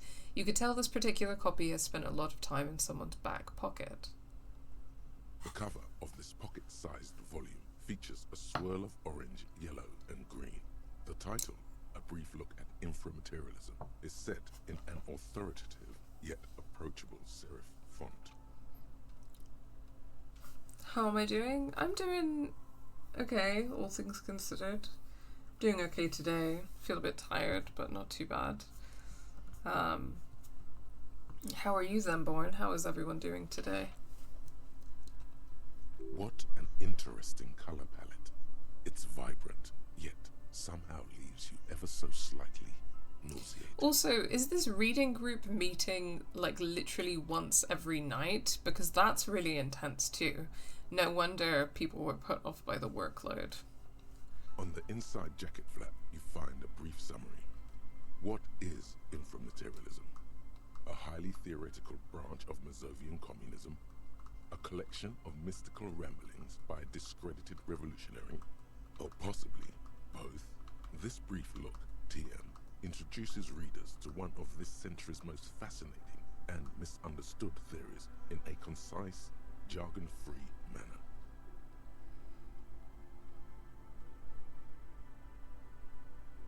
So far, so good. You turn to the table of contents. The guide itself is divided into several sections with seemingly esoteric titles like Effects of Plasm on Root Vegetables and Mental Projection and Transference. There's also a brief introduction about the life of Ignis Nielsen. Let's read about Ignis Nielsen. Known to his numerous admirers as the evangelist of the revolution, and to his even more numerous enemies as the apocalyptic Shrike, Ignis Nielsen remains one of the most controversial and fascinating figures to emerge in the years of the anti-centennial revolution, second only to Krasmazov himself. During his unparalleled life, he helped guide a revolution in one country and found a new state in another. Along the way, he committed some of the most notorious war crimes in an era famed for its atrocities. Interesting. And yet, his most fascinating contribution to history may be the most overlooked. His theory of ideological plasm, from which his followers and successors developed the school of communism known as inframaterialism.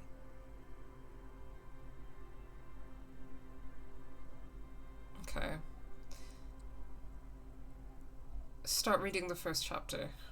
If you're like most people, you probably believe that your thoughts reside in your brain, right? That's not right at all. Thoughts don't exist in the brain. They float through the air. Your brain is but a fish, swimming through them. I always thought I swam through them. Very interesting. And not so far removed from Ingus Nielsen's own theories. As Mazov's devoted comrade and leading theoretician, Nielsen was responsible for developing much of the intellectual foundation of communism. But his interests and speculations were famously wide-ranging. Is he like... Because it's not like a one-to-one thing exactly, but is he Engels? Like if he was a devoted comrade of Mazov's and he was like a contemporary of his? Like they knew each other and they wrote together and blah blah blah. It's like giving Friedrich Engels. Things have been fine, says Lemborn, dreading the immense noise for tonight though. Oh, immense noise?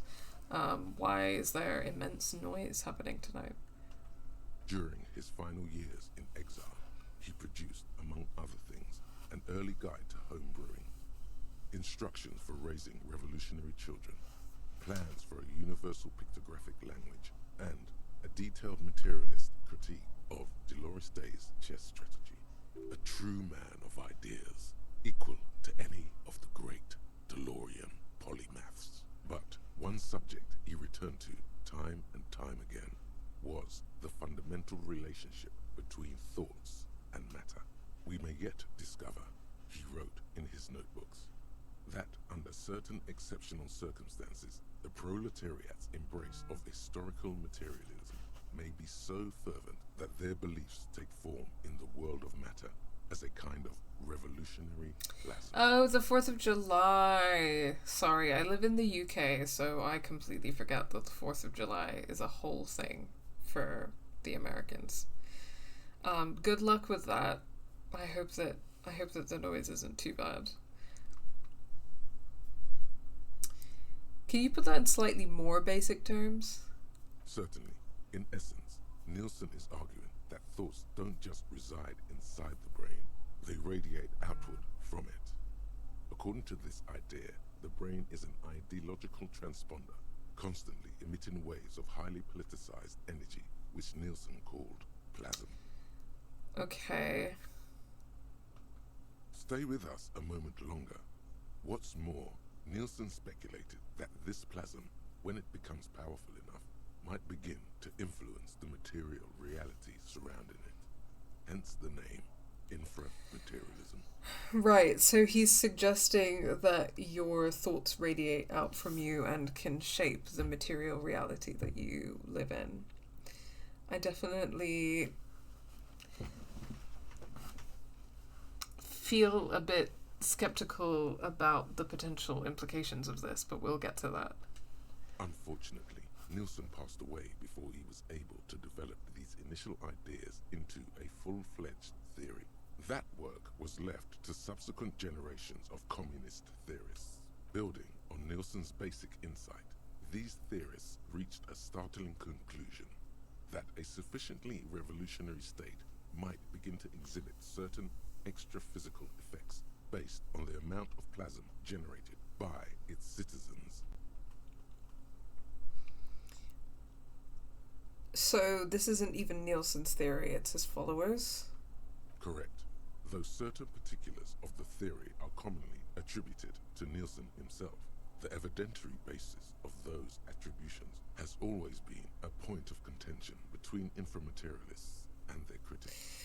So these people are saying that enough people just believe in communism, it will come true. The actual theory is highly technical, but for the purposes of this brief look, DM, that's a fine working definition. I mean, this is a major issue because it really... my major contention with this is that, like, if you perpetuate the idea that enough people simply believing in communism is going to, like, influence the world around it, like, I think that it creates potential issues for the questions of work and organizing, which is to say it's well and good to believe in something, but you actually have to do work in order to achieve it. And I feel that this potentially offers you a loophole out of doing actual, like, organizing work in order to build communism. I guess that you could read it on a metaphorical level of, like, if enough people believe in communism, then that will lead them to change the world around them. But the way that I'm seeing it at the moment, like, your thoughts are changing the shape of material reality in and of itself, rather than it being a case of the thoughts needing to translate into actions which change the shape of the material reality that you live in. I think it's quite a troubling theory. That's because this is absolute idiocy, not even worth engaging with. No. There's something here. You can feel it. Let's hear about this extra physical stuff. Inframaterialists divide the extra physical effects of the revolutionary state by the level of plasm required to achieve them. At the lowest, or first level, revolutionary plasm is believed to stimulate or invigorate matter without altering its essential properties. Okay, so this sounds like the business with the turnips. Precisely, though plasm does more than increase vegetable yields. It may also influence the physiology of revolutionaries themselves. It's also been postulated that plasm may account for the remarkably full and manly facial hair observed on some communist males. That's insane. So it's bringing masculinity into this somehow. The idea that communist men are somehow more manly or masculine, that's crazy. Stroke your bare chin. Your hand feels clammy against your bare chin. You wipe it along the back of the book and keep reading. Of course, inframaterialists argue that revolutionary plasm may stimulate human physiology in other ways as well. Oh yeah, we're talking about white-hot communist sex, baby. Jesus Christ. That's correct. Reports from the revolutionary period claim that the most radically devoted communards were able to engage in vigorous intercourse for up to 8 hours at a time. 8 hours? There's no way. Your equipment would be mashed to jelly. No wonder the communards couldn't shoot straight. They were too shagged out. Hyper-productive vegetables and ultra-horny communards are fine. But this theory hasn't quite gotten strange enough for you. And on that note, you feel like you've gotten the general idea of inframaterialism, enough to carry on a basic conversation at least. But if you'd like to go even deeper into some of the more speculative aspects of the theory, you could always read further. Of course you want to go deeper. What else are you here for? The book fits quite snugly into your palm. It would also fit comfortably into a jacket pocket. Right. It's obviously also very troubling, the idea that, like, communist thought makes you better at sex or more manly. That's very troubling. And also the idea that it creates, like, it influences the yield of vegetables. This is all... wow. Keep reading. You flip forward a few pages until you come upon a chapter titled Mental Projection and Transference. When a community has achieved a sufficiently high degree of revolutionary fervor, inframaterialists believe that second-level effects may be observed. Oh my gosh, my display says Charlotte. Thank you for catching that. This has happened before. I need to remember to double check it once me and Charlotte have done a stream together. Thanks for catching that, B, and welcome. Hope you're doing okay. Found a new holiday for July, says Lamborn Garfmas, where we celebrate Garfield. Random silly thing a streamer made up yesterday to take our minds off something. Yeah, I mean, better holiday than July the 4th. Working from home today, vibing. Nice. Thanks for stopping by. At this second level, certain hyper-revolutionary individuals may even develop the ability to extend their thoughts into material space, and vice versa. Does that mean communists can read minds? According to informaterialist theory, yes. Under suitably revolutionary conditions, that is. Of course, one doesn't need to be a communist to be attuned to the thoughts of your brothers and sisters. It's become something of a folk legend that during their final meeting, Nielsen and Mazov didn't speak a single word, preferring to sit in silence with their chamomile tea, reading one another's thoughts. Clearly, if people aren't good enough at sex, they're liberals. Yeah, clearly. I think it's... I guess it's, like, kind of troubling because it has, like, a supremacist...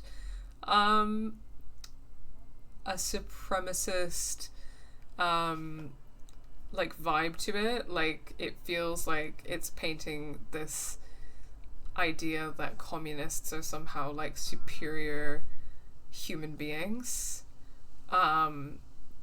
Or that, like, communist thought makes you, like, a physically and intellectually superior human being.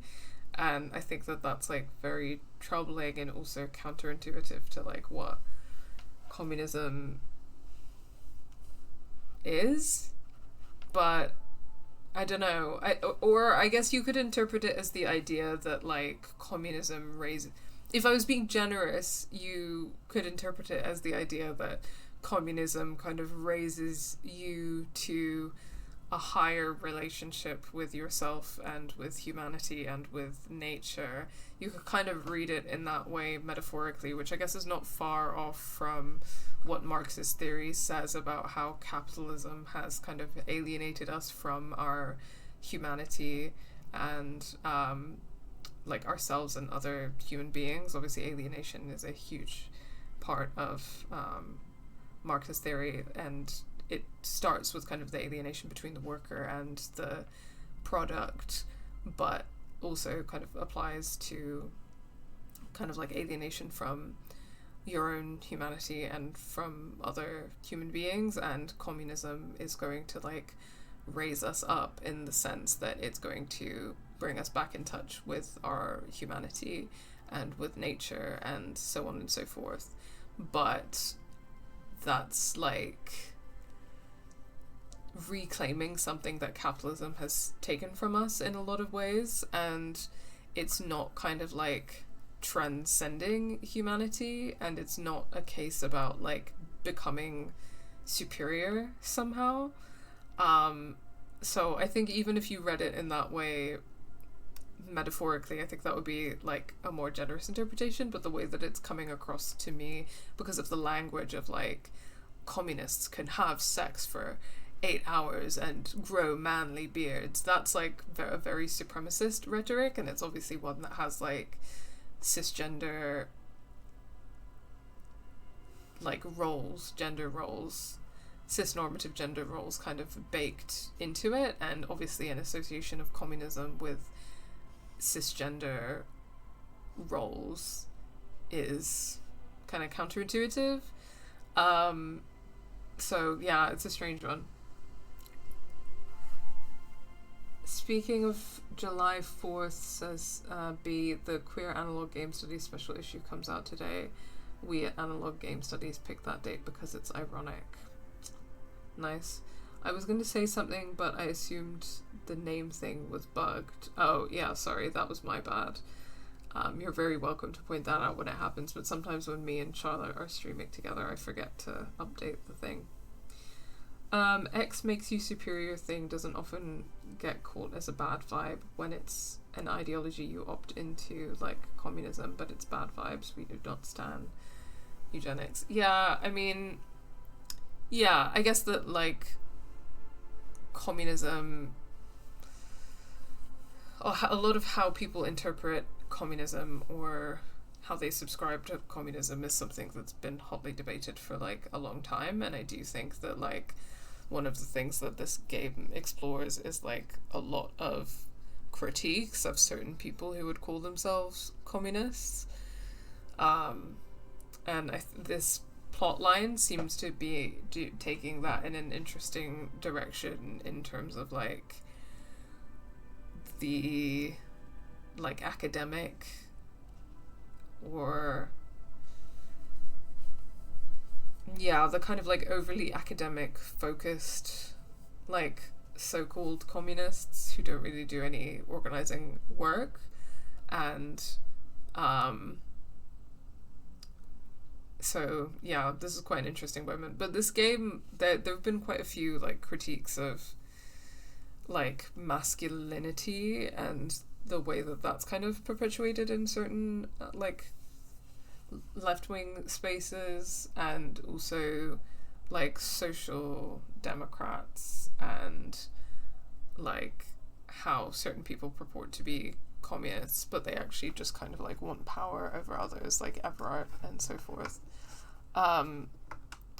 Yeah, interesting stuff. But let's see where this goes.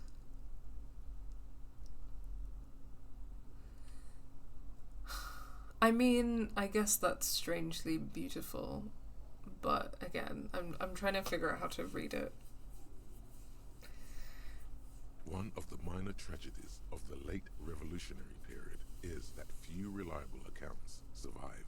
Much of what we know of the communard's activities during this period come from memoirs and second-hand accounts, some only written down decades after the fact, and of dubious authenticity.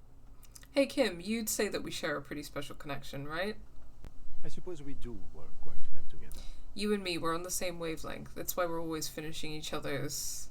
Your words hang in the air as the lieutenant scribbles something in his notebook.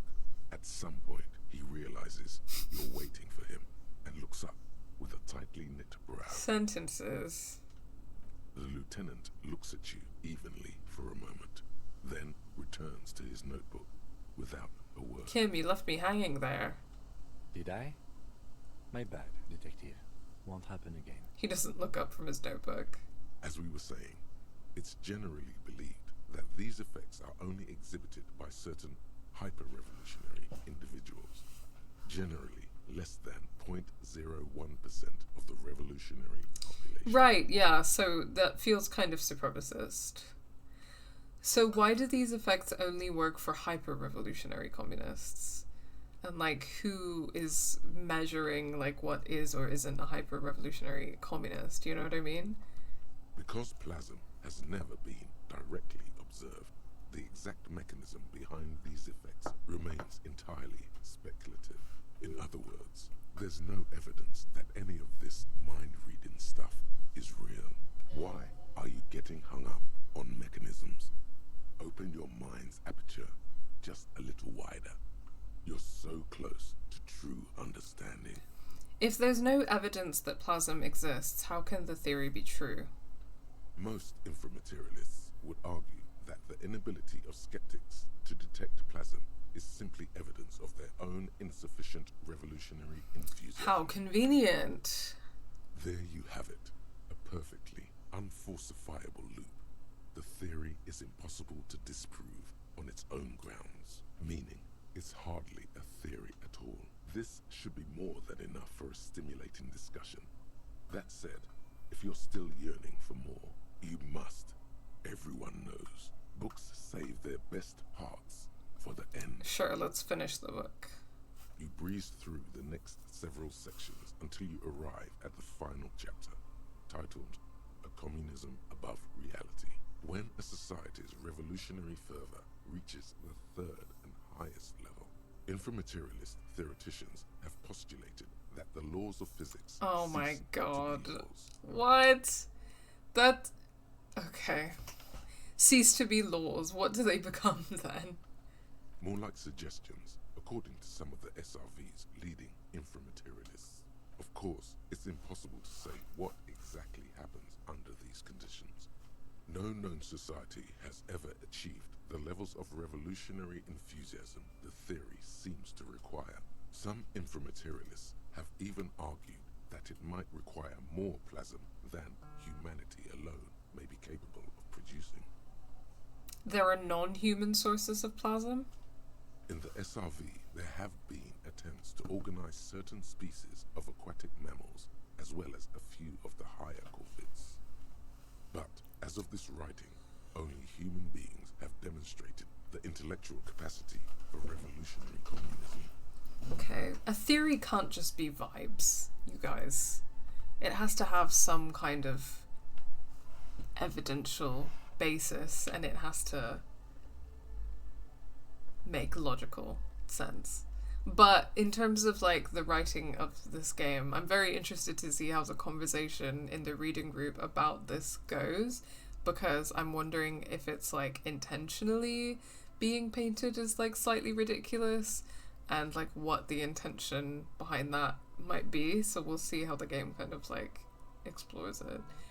Has anyone ever gotten close to reaching the 3rd level? There are numerous stories from Samara involving bandits or fascist mercenaries being levitated by farmers from the most ideologically advanced communes. Of course, few of these incidents have ever been rigorously investigated or substantiated. Like Marxist theory is not just vibes, you know what I mean? Like, because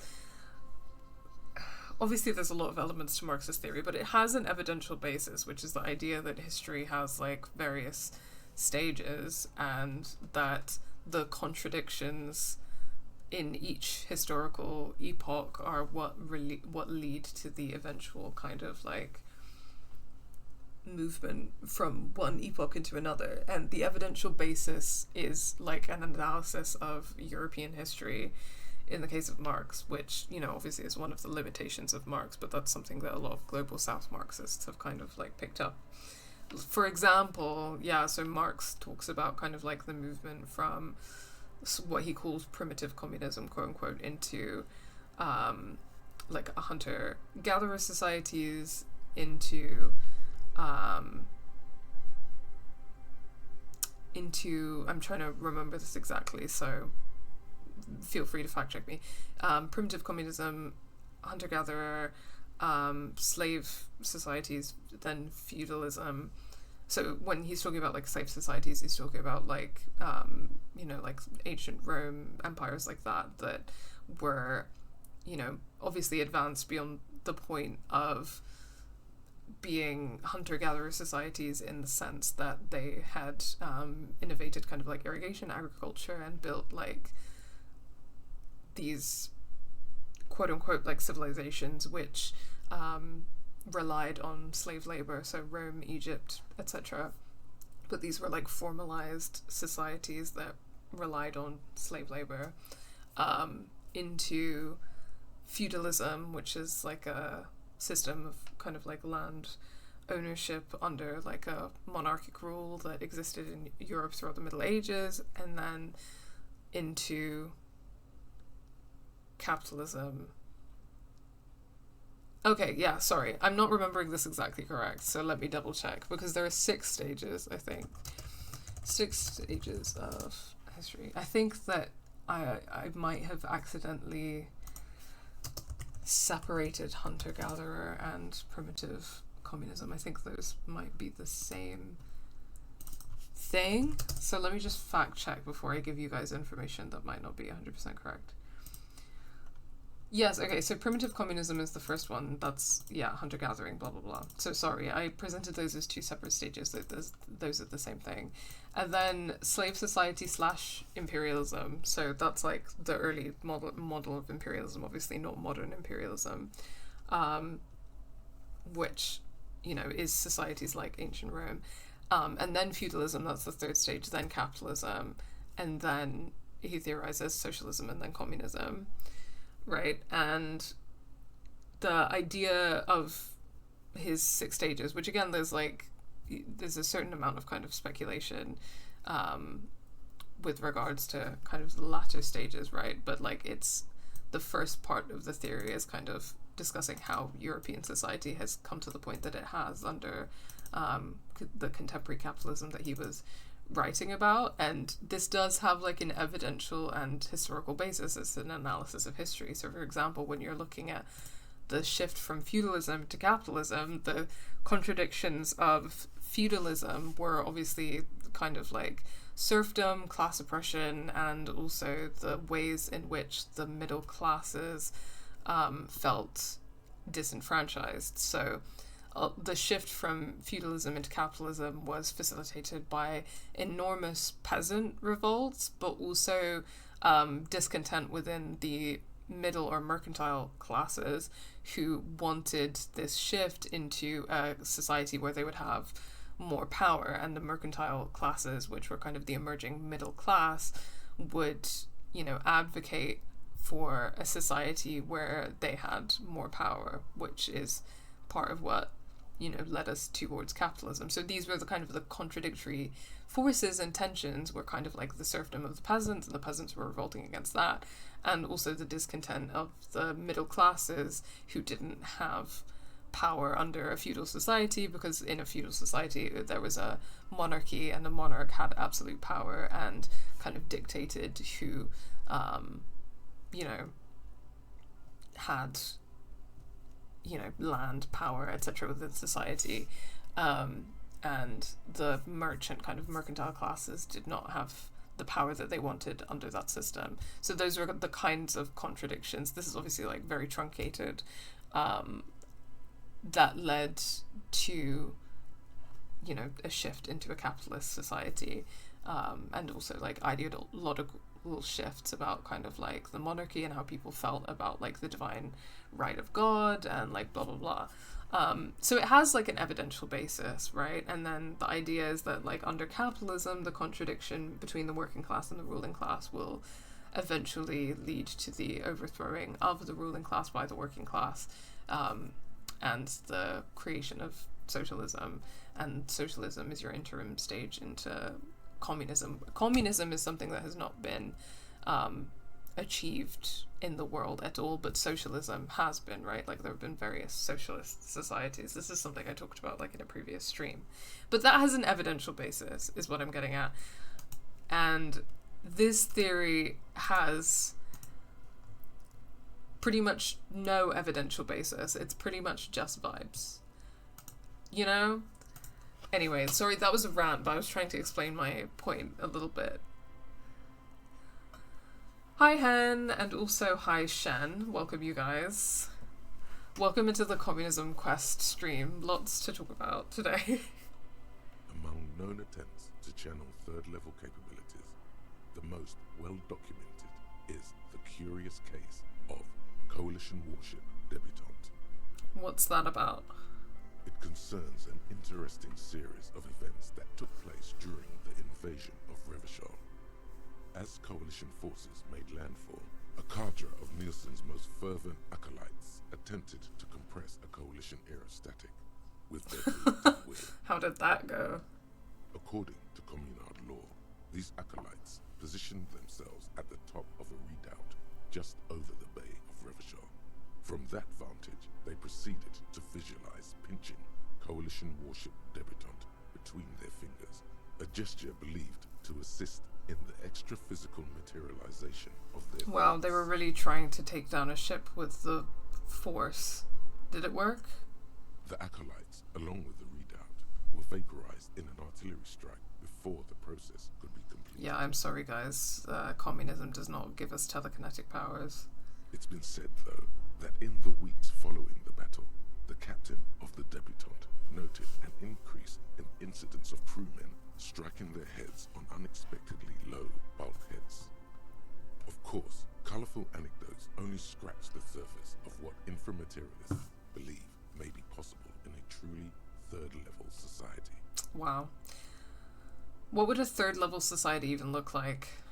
Some have theorized that such a society would be fundamentally unrecognizable, lacking many of the institutions we typically take for granted in advanced societies, including organized governments, financial institutions, and law enforcement. I mean, obviously when we're talking about kind of the dissolution of financial institutions, law enforcement, etc., like that is part of what communism is about, because communism is the idea of like a global, classless, stateless society. So when I say that that has not existed in the world, like it has not. It's something that people are kind of building towards, and that's why socialism is like the interim stage to communism. It can be really difficult to conceptualize, obviously, but yeah. The idea of calling it like a third level society, again, this is like super like hierarchical language, and this theory has like very supremacist, like very troubling vibes to it, so I'm not really connecting. Maybe in the context of the Disco Elysium world that makes me a traditional Mazovian historical materialist, I don't know. Did that book just say there's no place for you in this future? Well, yeah, because law enforcement is antithetical to communism, isn't it?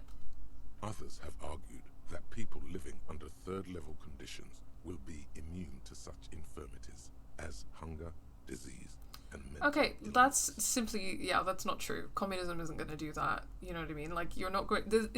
like, why is this, like, marrying transhumanism with communism in, like, a really weird way, and also like communist supremacy?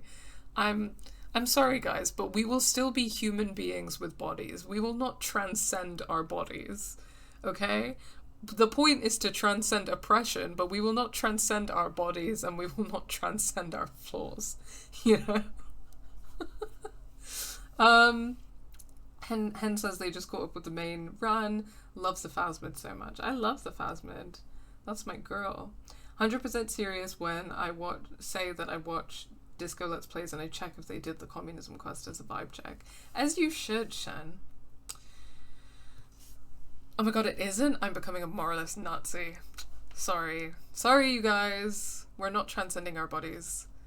In some of his later writings, Nielsen himself speculated about the potential for an extra-physical architecture that disregards the laws of bourgeois physics and instead relies on the revolutionary faith of the people for structural integrity. I'm sorry, but you're not... I'm sorry. You can't be a Marxist and think that the laws of physics are bourgeois. That's actually crazy. Well, this is the thing. It's kind of like a strange anthropocentrism. I guess I was talking about eco-Marxism earlier, in the idea that like capitalism enforces like a human nature separatism. And the reason for that, right, is because capitalism wants to like subordinate nature in the pursuit of profit, which is why we have a climate crisis right now. But like... yeah, so the idea of understanding that humans are part of nature and that humans and nature are like a continuum. We are part of nature. We are not above other creatures in any way. And anthropocentrism is like the idea of, you know, human supremacy over other creatures. Like, if humans are part of nature, and this is like an integral part of Marxism and specifically eco-Marxism, like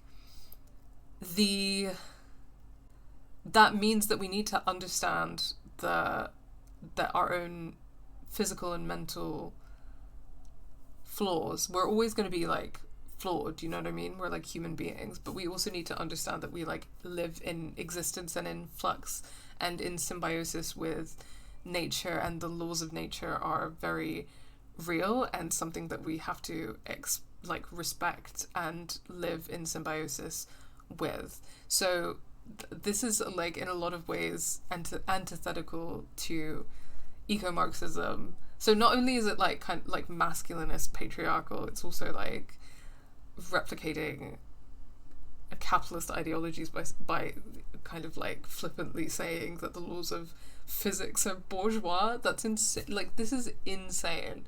I think we're probably going to go to the reading group and say that inframaterialists are just liberals who hate living in a flesh sack, That's what I'm gonna say at the reading group, because that's what this is giving.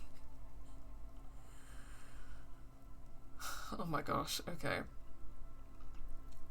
The buildings stay up because people believe that they'll stay up? Precisely. Nielsen observed that the financial system operates on the same principle of faith. So why not an Oh my architectural god, you guys, this is crazy. You're serving with the quotations today. I'm glad. Thank you for documenting the ridiculous things I'm saying. On the following page, you come across a few black and white reproductions from Nielsen's own notebooks. One sketch depicts a government ministry shaped like a great inverted pyramid, a hectare in width at the top, balanced atop foundations the size of common apartments. Another depicts a leaning tower wrapped in a dramatic helix. The caption beneath it reads, "The Tower of History." Something about that tower looks awfully familiar. Could it be that's what the students were trying to recreate with the matchboxes? What if the people stop believing and the buildings collapse? In the corner of one of the reproduced notebook pages, you can make out the following words, written in Nielsen's distinctive slashing script. A state that has lost the faith of its people has forfeited the right to exist. This might be too much even for me. That's alright, because you've reached the end of the book. If you'd like to try something different, may we recommend a brief look at Gradian literature? No thank you. Put the book away. Inframaterialism is such a wild read, like it takes financial and speculative capital as fundamental and attempts to build a communist worldview on it. You're real for that, hen. But say more. Okay, so what I'm gonna do is, again, I'm really just focusing on the communist quest today. Because everything else is main quest. I'm legitimately just gonna spend my days reading books and going to these meetings. So I'm gonna go back to the apartments, pass a bunch of time, and then go to the next meeting. That's how most of this stream is gonna go. Which I guess is gonna prove the theory that you get infinite days in the game and it doesn't matter which day it is for the tribunal, it just matters that you trigger the tribunal by finding Ruby.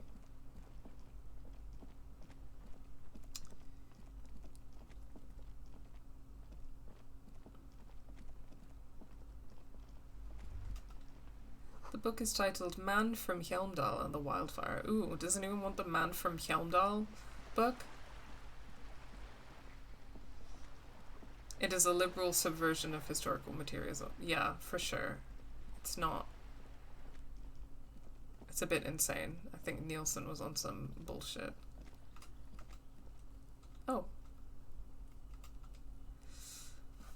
Only Time immediately made me think of the anthropocentric bag of dicks line in Mass Effect 3, partly because that's the only game that uses the word anthropocentric that I know. That's really funny. I forgot about the anthropocentric bag of dicks.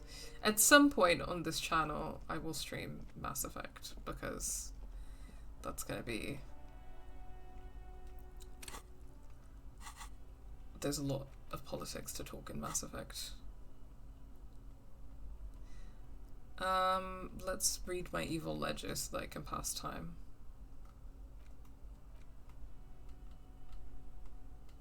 Evil ledger. It's the ledger you found in the trash. It takes about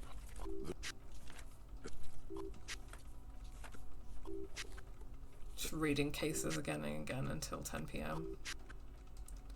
The mural is enormous. Two silhouettes, a man and a woman, are kissing. The text cut into their form reads,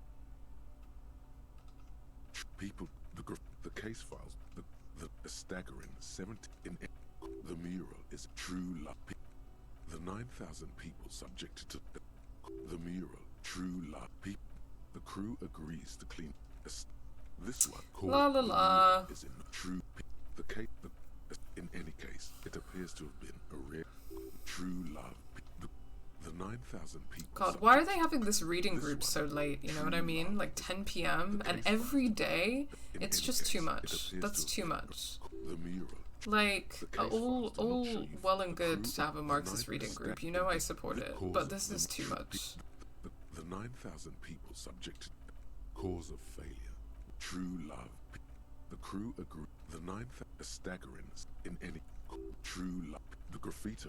The crew agree. Staggering. This one, the mural. People call it the case. The 9,000 people subjected a staggering 78% of voters. In any case, it appears to have been.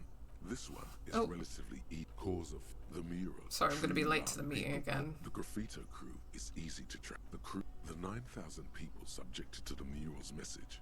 A staggering 78% of voters. No one cares what you believe in, man. With this, not much has changed in the meeting. Okay, I'm going to be late to the meeting again, but that's fine. Going through Mass Effect with new lenses is certainly interesting, to say the least. Yeah, I haven't played it in like a long time. I used to be super into it when I was a teenager though, so I'd definitely be interested to play it at some point on the channel. Also starting a new book, Our Monsters by Gemma Topaz. The main character gets a job in a monster town, which is one of my aesthetics, just various non-humans living their lives and such. The main character also briefly explains visiting the place before as a cheaper but still expensive means of transitioning. She had procedures done with alchemy, potions, ointments, and salves instead of just magic. I like some stories that just put you in the world and have you do some work, get familiar with it, but I'm a bit of a slow reader than I'd like to admit without text-to-speech. Sounds like an interesting book. And also, like, you know, your pace is your pace, you know, for reading. It doesn't really matter how long it takes, right? As long as you're having a good time and it gets read. That's all that really matters.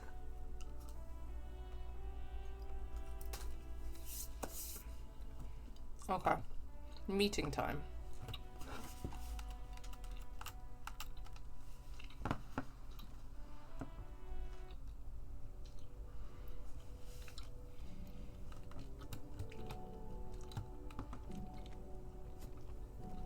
You're back.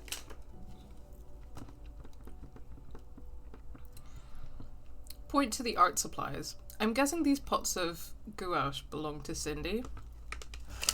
Yeah, it does. She just sort of moved it all in a few months ago.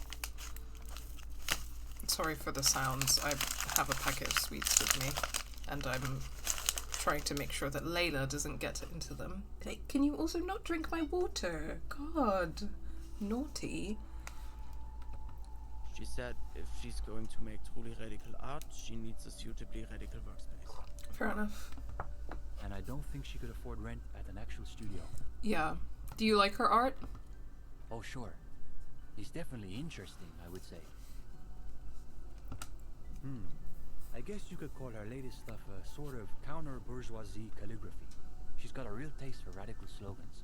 It's too bad she hasn't developed the theoretical foundation to do truly radical work. Shut up, Echo Maker.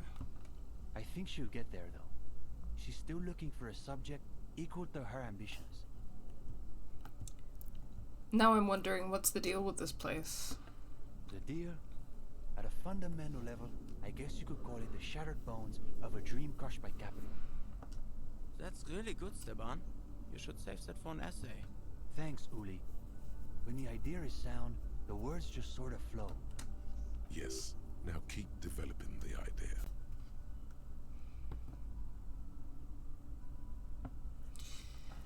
If this place is the Shattered Bones, then that must make us the Bone Weevils. Yeah, that's not bad. Not as good as Steban's original idea, though. Okay, alright. We get it. Get off his dick for like 1 minute, though. Okay, let's move on. Go ahead. I'm ready. Let's talk about inframaterialism. Yes. Let's get right to it. Let's fucking go, because you guys, I don't know about this inframaterialism shit. His companion leans forward, ready to jump in. They're impressed that you dove right into the most advanced parts theory. Half an hour evaporates, and the conversation is still wending its way toward new and unexpected places. The cool breeze coming off the bay wraps itself around the Capeside apartments, in a nearly forgotten part of that glorified construction site, surrounded by rusted pieces of scaffolding and walls of faded tarpaulin. A detective of the RCM debates the intricacies of an abstruse theory with a pair of university students. So wait, you're saying that President Knezinski has never opened a book? No. You're saying he doesn't need to open them because he absorbs all the relevant content just by staring intently at the cover. It's a widely understood second-level effect. Oh my god. You sound like you're very much brought into inframaterialism, and I need the space to say that I think that it's just liberal nonsense. We've tried it ourselves, but thus far we haven't been able to absorb more than the preface and table of contents. Now the breeze has subsided. All is still except for the last bits of steam rising from the coffee pot. Well, on that note, I think we can call it an evening. Oh, come on. I thought I was going to get to express my opinions. No, wait. Can this really be the end? You feel like you've just gotten to the real stuff. Yes. One of our better discussions lately, on the whole. Hang on, is that it? What do you mean, is that it? You've done the reading, we talked about it. What more do you expect from a reading group? What if I have more questions, about communism? Well, you could always ask, I guess. The two young men look at each other a moment. He probably won't get a better chance, honestly. But it's getting late, so maybe pick the most important question.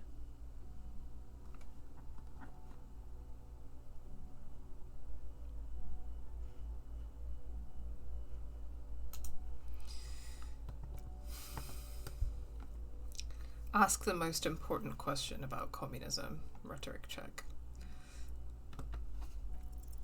The question you mean to ask is both very complicated and incredibly simple. Thank God. That I passed that check.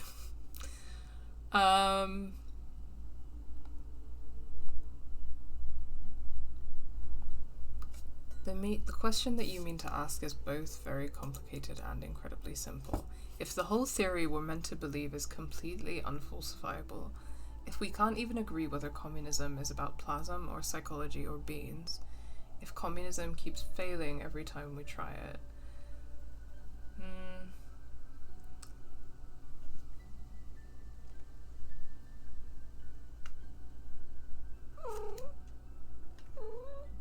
Hi, Layla.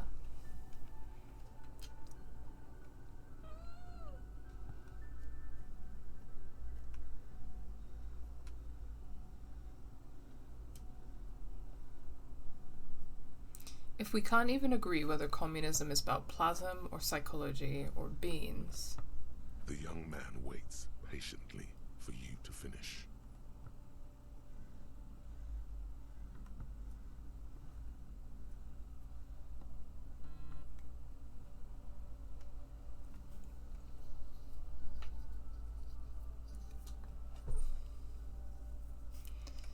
And the rest of the world conspires to invade and massacre us when we dare to stand up for our beliefs.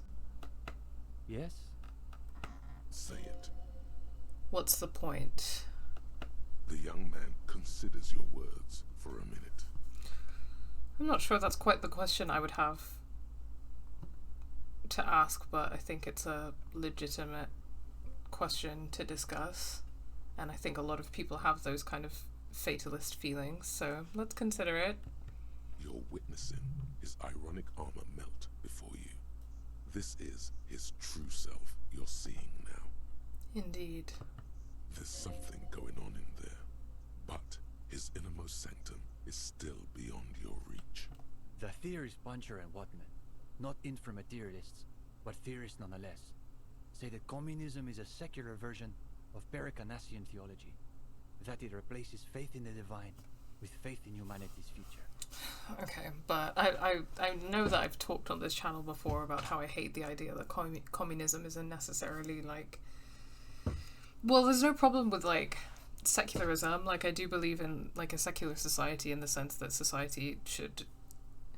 a communist society should entail like religious freedom and should be like a multi-religious society that like enables and supports that.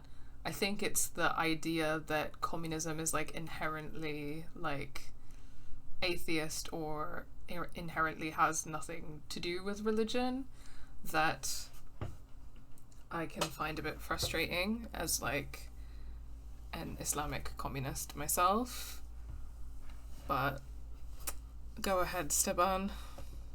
I have to say, I've never entirely understood what they mean, but I think maybe the answer is in there.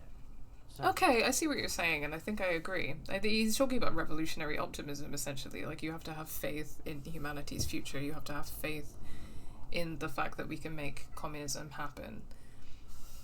Yeah, what he's basically talking about is revolutionary optimism, and I do agree with that, yeah. You're saying communism is some kind of religion? only in this very specific sense. Communism doesn't dangle any promises of eternal bliss or reward. The only promise it offers is that the future can be better than the past, if we're willing to work and fight and die for it. I agree with all of that. I think maybe you need to kind of change how you're engaging with it, though. Both practically in terms of your praxis, because he's all theory, no praxis, but also theoretically, because this infra-materialism stuff kind of is smacking of the promise of eternal bliss and reward. You know what I mean?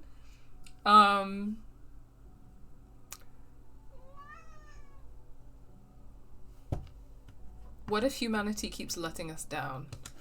Nobody said fulfilling the proletariat's historic role would be easy. It demands great faith with no promise of tangible reward.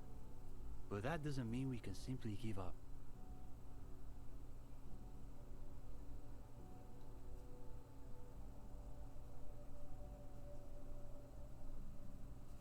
Even when they shoot at us? Especially then. No, he's right. And of course, we'll be shooting right back. So young, so unbearably young. Their faces blurred, yet frozen as though in ambrotype. You were never that young, were you? I guess you could say we believe it because it's impossible. It's our way of saying we refuse to accept that the world has to remain like this.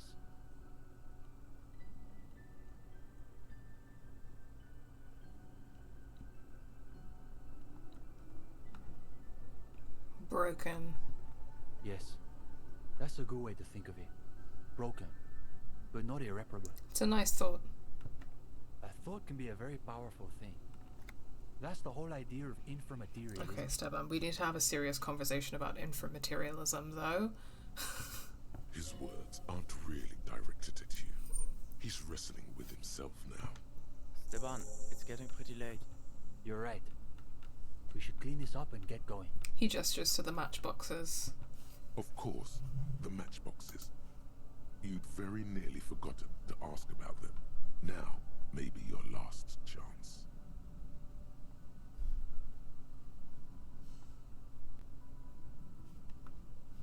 The matchboxes, you were trying to make the tower from Nielsen's journals.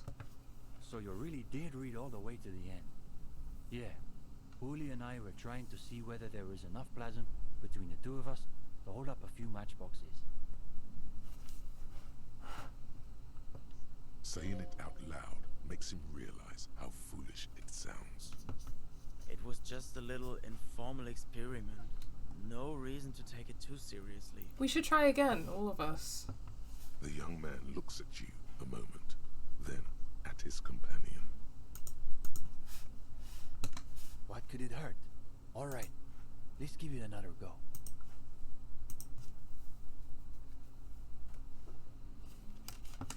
You know what? I'll sit this one out. I don't think you want my skeptical materialism interfering. Kim, for the love of God. Can you... What will it take to radicalize Kim? That's the real, like, tragedy of Disco Elysium. Before long, a modest tower begins to rise from the pile of matchboxes. You place every box with the utmost delicacy and precision. Easy, Uli. It's holding. It's holding. For the moment, the higher the tower goes, the quieter the room seems to become. Aside from the occasional comment, the three of you are completely absorbed by the task.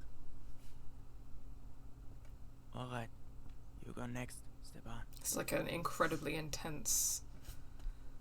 Well, it's not Jenga, because you're building the thing, but... The young man pushes back his shirt sleeves, revealing the pale flesh of his forearms. Say nothing. Is it? He's holding. He's holding. Yes, this is the closest we've ever gotten. Oh, it's a beautiful metaphor about how the more comrades you have, the more likely you are to make progress in building your vision of communism. It's almost exactly as Nielsen's sketch imagined, a physical manifestation of the dialectical spiral of history. All right, gendarme, your turn. You've got this. Theories aside, they're only matchboxes. Even the lieutenant is watching intently now. Ghost of Mazov, give me strength. It's... My god. Is he really holding? Yay! I still don't subscribe to inframaterialism, though. We need to have a serious conversation about this, you guys. It is. It is.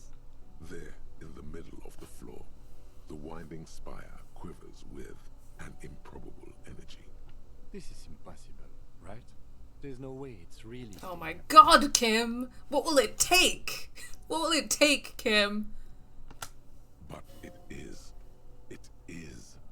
For a long moment, no one says a word.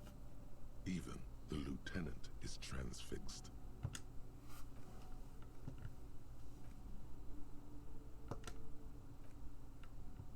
A low-pressure system is gathering itself over the bay. It's begun to tug violently at the tarpaulins. And there it goes.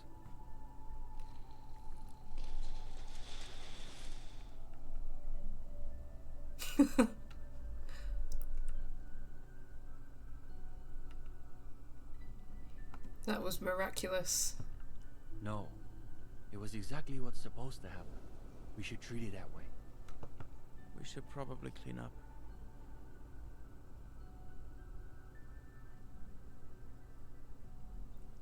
Shoes on the fucking couch. This guy. Well, I think we're probably finished here, detective. Okay. Wait a minute. If you don't mind. We wanted to get your opinion on something. A few little changes we've been thinking about. What kind of changes? Nothing too major, I think. We were talking potentially about relaxing some parts of our... Yay! I'm so glad to hear that. I'm so glad to hear that, Stepan. That's a good step in the right direction.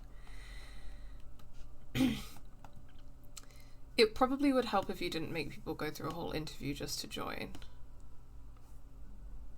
Maybe you should ditch the passphrases and meet in a coffee house. Have you considered changing up the reading lists? I think those are all good suggestions. But I think probably if they only let me pick one, then I think getting rid of the interview process is probably the best thing. That's interesting. I thought people love group interviews. No, honey, people hate interviews. I thought so too, but perhaps we overdid it, just a little. There was another thing. We were also debating putting up some posters around town. Though some of us maintain that advertising is an unacceptably bourgeois tactic. It's not advertising, it's like getting the word out. Like, it's not advertising in the bourgeois sense, like, grow up. Sorry. It's grow up though. It's funny because like there are so many, like I often think about like organizing groups that I'm in where people with some kind of like social media or marketing experience are actually really essential to those groups, because like what organizing groups need to do, like communist groups need to do, organizing groups, reading groups, etc., is that you need to be reaching people, and you need to get people interested, and you need to get people attending, and you need to get people taking action.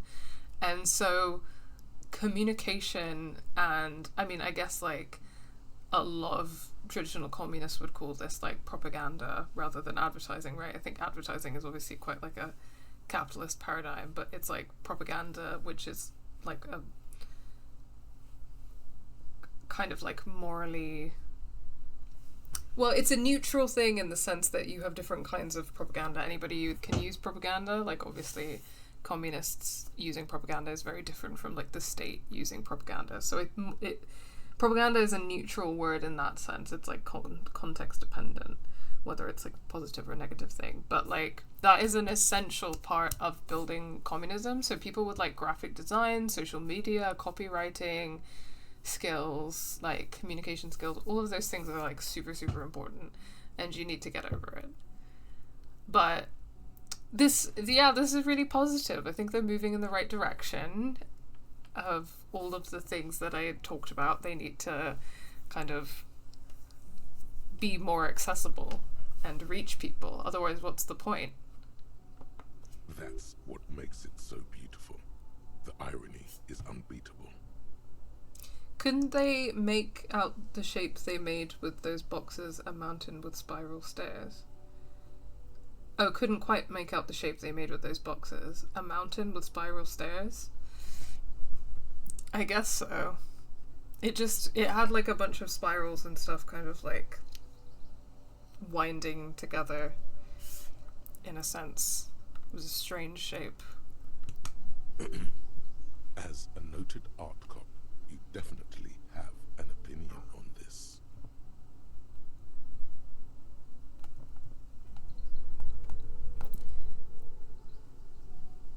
Sounds like something that Cindy could help with. That's exactly what I was thinking. Mm-hmm. I guess no one could accuse Cindy of having a bourgeois aesthetic. Plus, I've got the perfect place in mind. Put some more coffee on, Uli. We've got a long night ahead of us. We should probably get Cindy in here too. Yay! Okay, it's all happening. Yay! Oh, and gendarme. One last thing. About that question you asked earlier. It reminded me of a certain poem that you might appreciate. Ah, so he has read something besides his books of abstruse theory. It was written by a young communard who was killed on the barricades during the coalition landings. The story goes that he wrote it on the last night of his life, keeping watch from the barricades in the middle of the night. I don't have the whole thing committed to memory, but there's a line in it I think about sometimes. What's the line? In dark times, should the stars also go out? Anyway, good night to you. Avowed inframaterialist. But I'm not an avowed inframaterialist. Sorry, that was the trophy that I just got.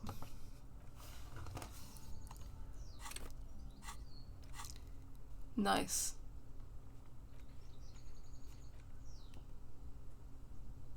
Damn, okay, is that it? That's the communist quest?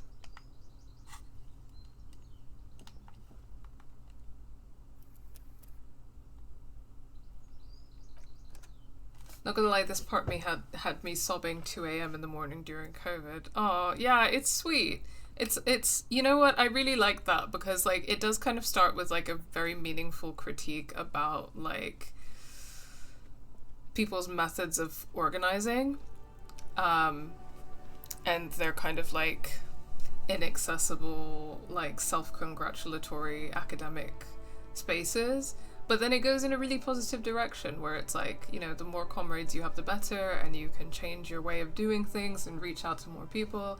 And over time, you're going to build communism. Over time, you're going to raise class consciousness and you're going to build communism. And that's really nice. And it has like... Hello again, officers.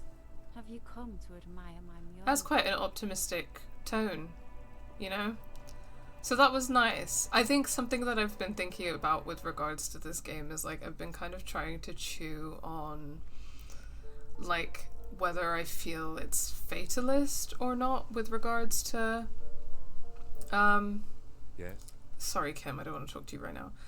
With regards to communism, because I think that like it's clearly a game that's like it's clearly aligned with communism, but The door is closed again.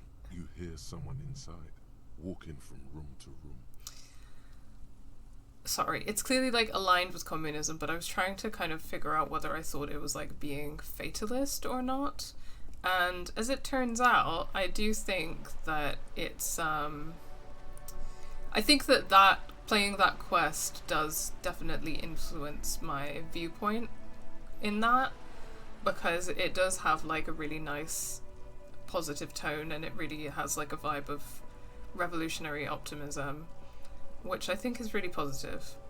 So I want to ask you guys something actually, which is it worth me replaying, and I'll like skim through some of it because you've seen me play it before and I don't want to waste too much time. Is it worth me replaying the last part of the game having done the communist quest, because does it like influence the ending? Like, are there different things that I could see in the final? I'm thinking specifically in the final conversation with the deserter, I might be able to talk to him about being part of the reading group. If it's not worth me doing that, then obviously I'm not gonna It's getting late, and do it. it's But raining. Time to call it a day. I'm interested in y'all's opinion on that, and I could like skim through some bits and just try to get the conversation with the deserter. Good night, Kim. Good night, officer. We'll meet in front of the shack in the morning.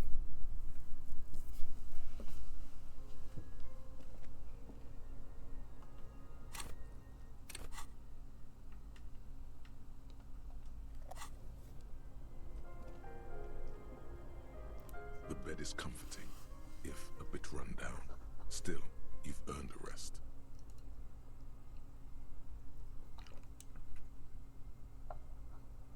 Go to sleep. The place feels almost like home now, quiet and dignified around you. A new life by the seaside. You're incredibly tired. The darkness and warmth come fast. You're falling asleep. It's easier this time. Drifting off, your head has found a comfortable indent in the pillow. Your legs and your torso feel like lead weights sinking to the bottom of the sea until they're suddenly light.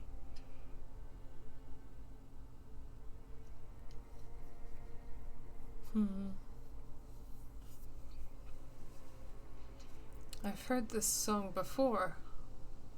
This is the greatest hits material. Black tape, spinning and spinning and spinning. You finally tired yourself, cornered the flicker of your mind and extinguished it. For now, a little while, you can. Sleep. When the pictograms and the hieroglyphs of the world return, they seem silent somehow. The alarm rings quietly too. You're ready. Open your eyes. The last couple of nights have been quite interesting because I feel like it's like implied that Harry has gotten to like a bit of a better place mentally, which is also nice. Like he feels a bit more at peace and a bit more relaxed, and he can get like a decent amount of sleep. So I think that's like nice. I wonder how much that has to do with like the way that I've been playing the game, because obviously I've been off of drugs and alcohol, and I've got a good relationship with Kim and all of that, and I've been pursuing communism. That's been good. Okay, Shen says, not really, I don't think. I think that Harry posturing as a communist / lefty is about the same with or without doing the communist quest. The deserter just calls you a liar and stuff. Okay.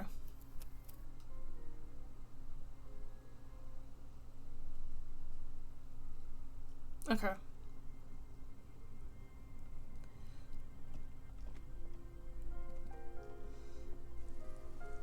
In that case, I don't think there's really much else for me to do this stream, you guys, because obviously I finished the game before.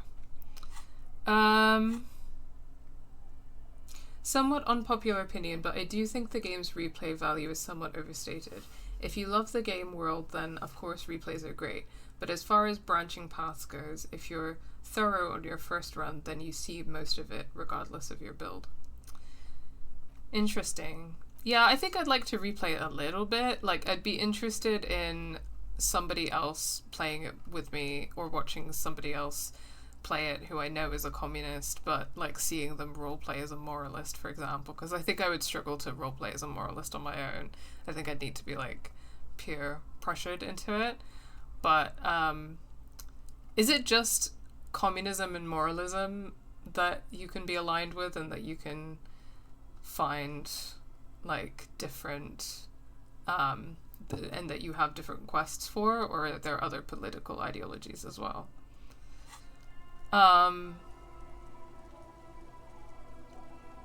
Yeah. Ooh, if you open up your lead page, it shows you some info. Which page is that, sorry?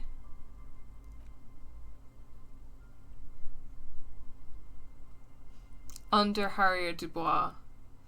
Oh, right. Communist, fascist, ultra-liberal, moralist. So, okay, so there are a few other political ideologies. Cool, yeah. No, I think that my interest in a replay would definitely be in playing as, like, the other political ideologies. Because I'd be really, really interested to see how that plays out. I feel like there are probably some things that I missed in this playthrough, but I tried to be as thorough as possible, so I hope that this was like a good experience for you guys. Obviously it was my first time playing it, so I was like discovering things as I went along, and I did want to have that kind of like experience. Like, I didn't want to be playing this game for the first time in a way that was just like heavily metagaming it or anything. But in spite of that, obviously I was streaming it and I wanted to see as much as I could see and talk about as much as I could with you guys. So I hope that this playthrough has been a good experience. But with that said, if it isn't worth playing to the end and seeing like what difference that the communist quest makes, then I think that I'm probably going to wrap up in a second for today, and that's probably going to be it for Disco Elysium for a while now. Yes, so commie, fascist, ultra-liberal, and moralist, but then there are the copper types as well. Yeah, I guess I was mostly a sorry cop, and that was mostly because I'm like, don't want to be a cop, you know? The communist, fascist, ultra-moralist branches and vision quests are pretty funny, and I'd say communist route is the only one that ends on a positive note, really tells you how the developer feels, but I don't think it's worth a full replay. Yeah, I hear you, Shenbot. I think that I would like to replay those in my own time, because I am interested in them from the point of view of, again, kind of like developing a proper opinion of this game's approach to communism, and to be able to argue that point, because yeah, if what you're saying is true, which I'm sure it is, but I'd like to experience it myself, then it does sound as I would expect, that like when you play the different quests, it makes it clear like which one the game itself is like actually aligned with, which would be communism. And I think that really kind of like that really, yeah, is a death knell for the people who argue that this isn't like a communist game, that it just like quote unquote makes fun of every ideology completely, because that's just not the case. But yeah, I think I might do that a bit in my own time. I've been thinking a lot about this game, and a lot of the things I liked about it and things that I would be really interested in potentially writing about for the channel. So potentially I will... It would be nice to potentially write about Disco Elysium in the future. I think I'm also going to take some time to see what other people have written and said about it in terms of like its politics and like the kind of textual analysis of the game. I would definitely be really interested in that. But this is a game that I would love to come to for the channel in a video essay about the game itself, or maybe like one of the broader essays where I talk about multiple games under a certain topic. Like I was thinking that for my video about religion, I'd be super interested in talking about this game, because I think all of the stuff with Dolores Day and even with the conversation that we just had about communism is really interesting in how it kind of presents these ideas about like religion and the state. And that was something I thought was really unique and thought-provoking, and I did want to do a project at some point looking at religion in games and like liberation theology. So I'm thinking maybe that, and I think, I'm not sure if other people have done this before, but I would be super interested in talking in depth maybe about this game's take on communism and world revolution and all of that stuff, and maybe just deep diving into it a little bit, because again I think it's so unique and so interesting. There's so much to talk about here and so much to learn from here, I think.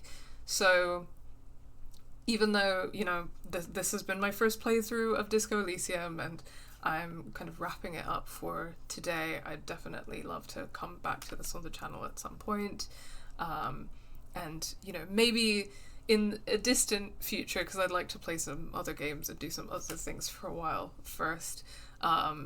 If the people wanted me to, I could always come back to it to try to roleplay the different political ideologies and see what comes of it. But I might do that in my own time.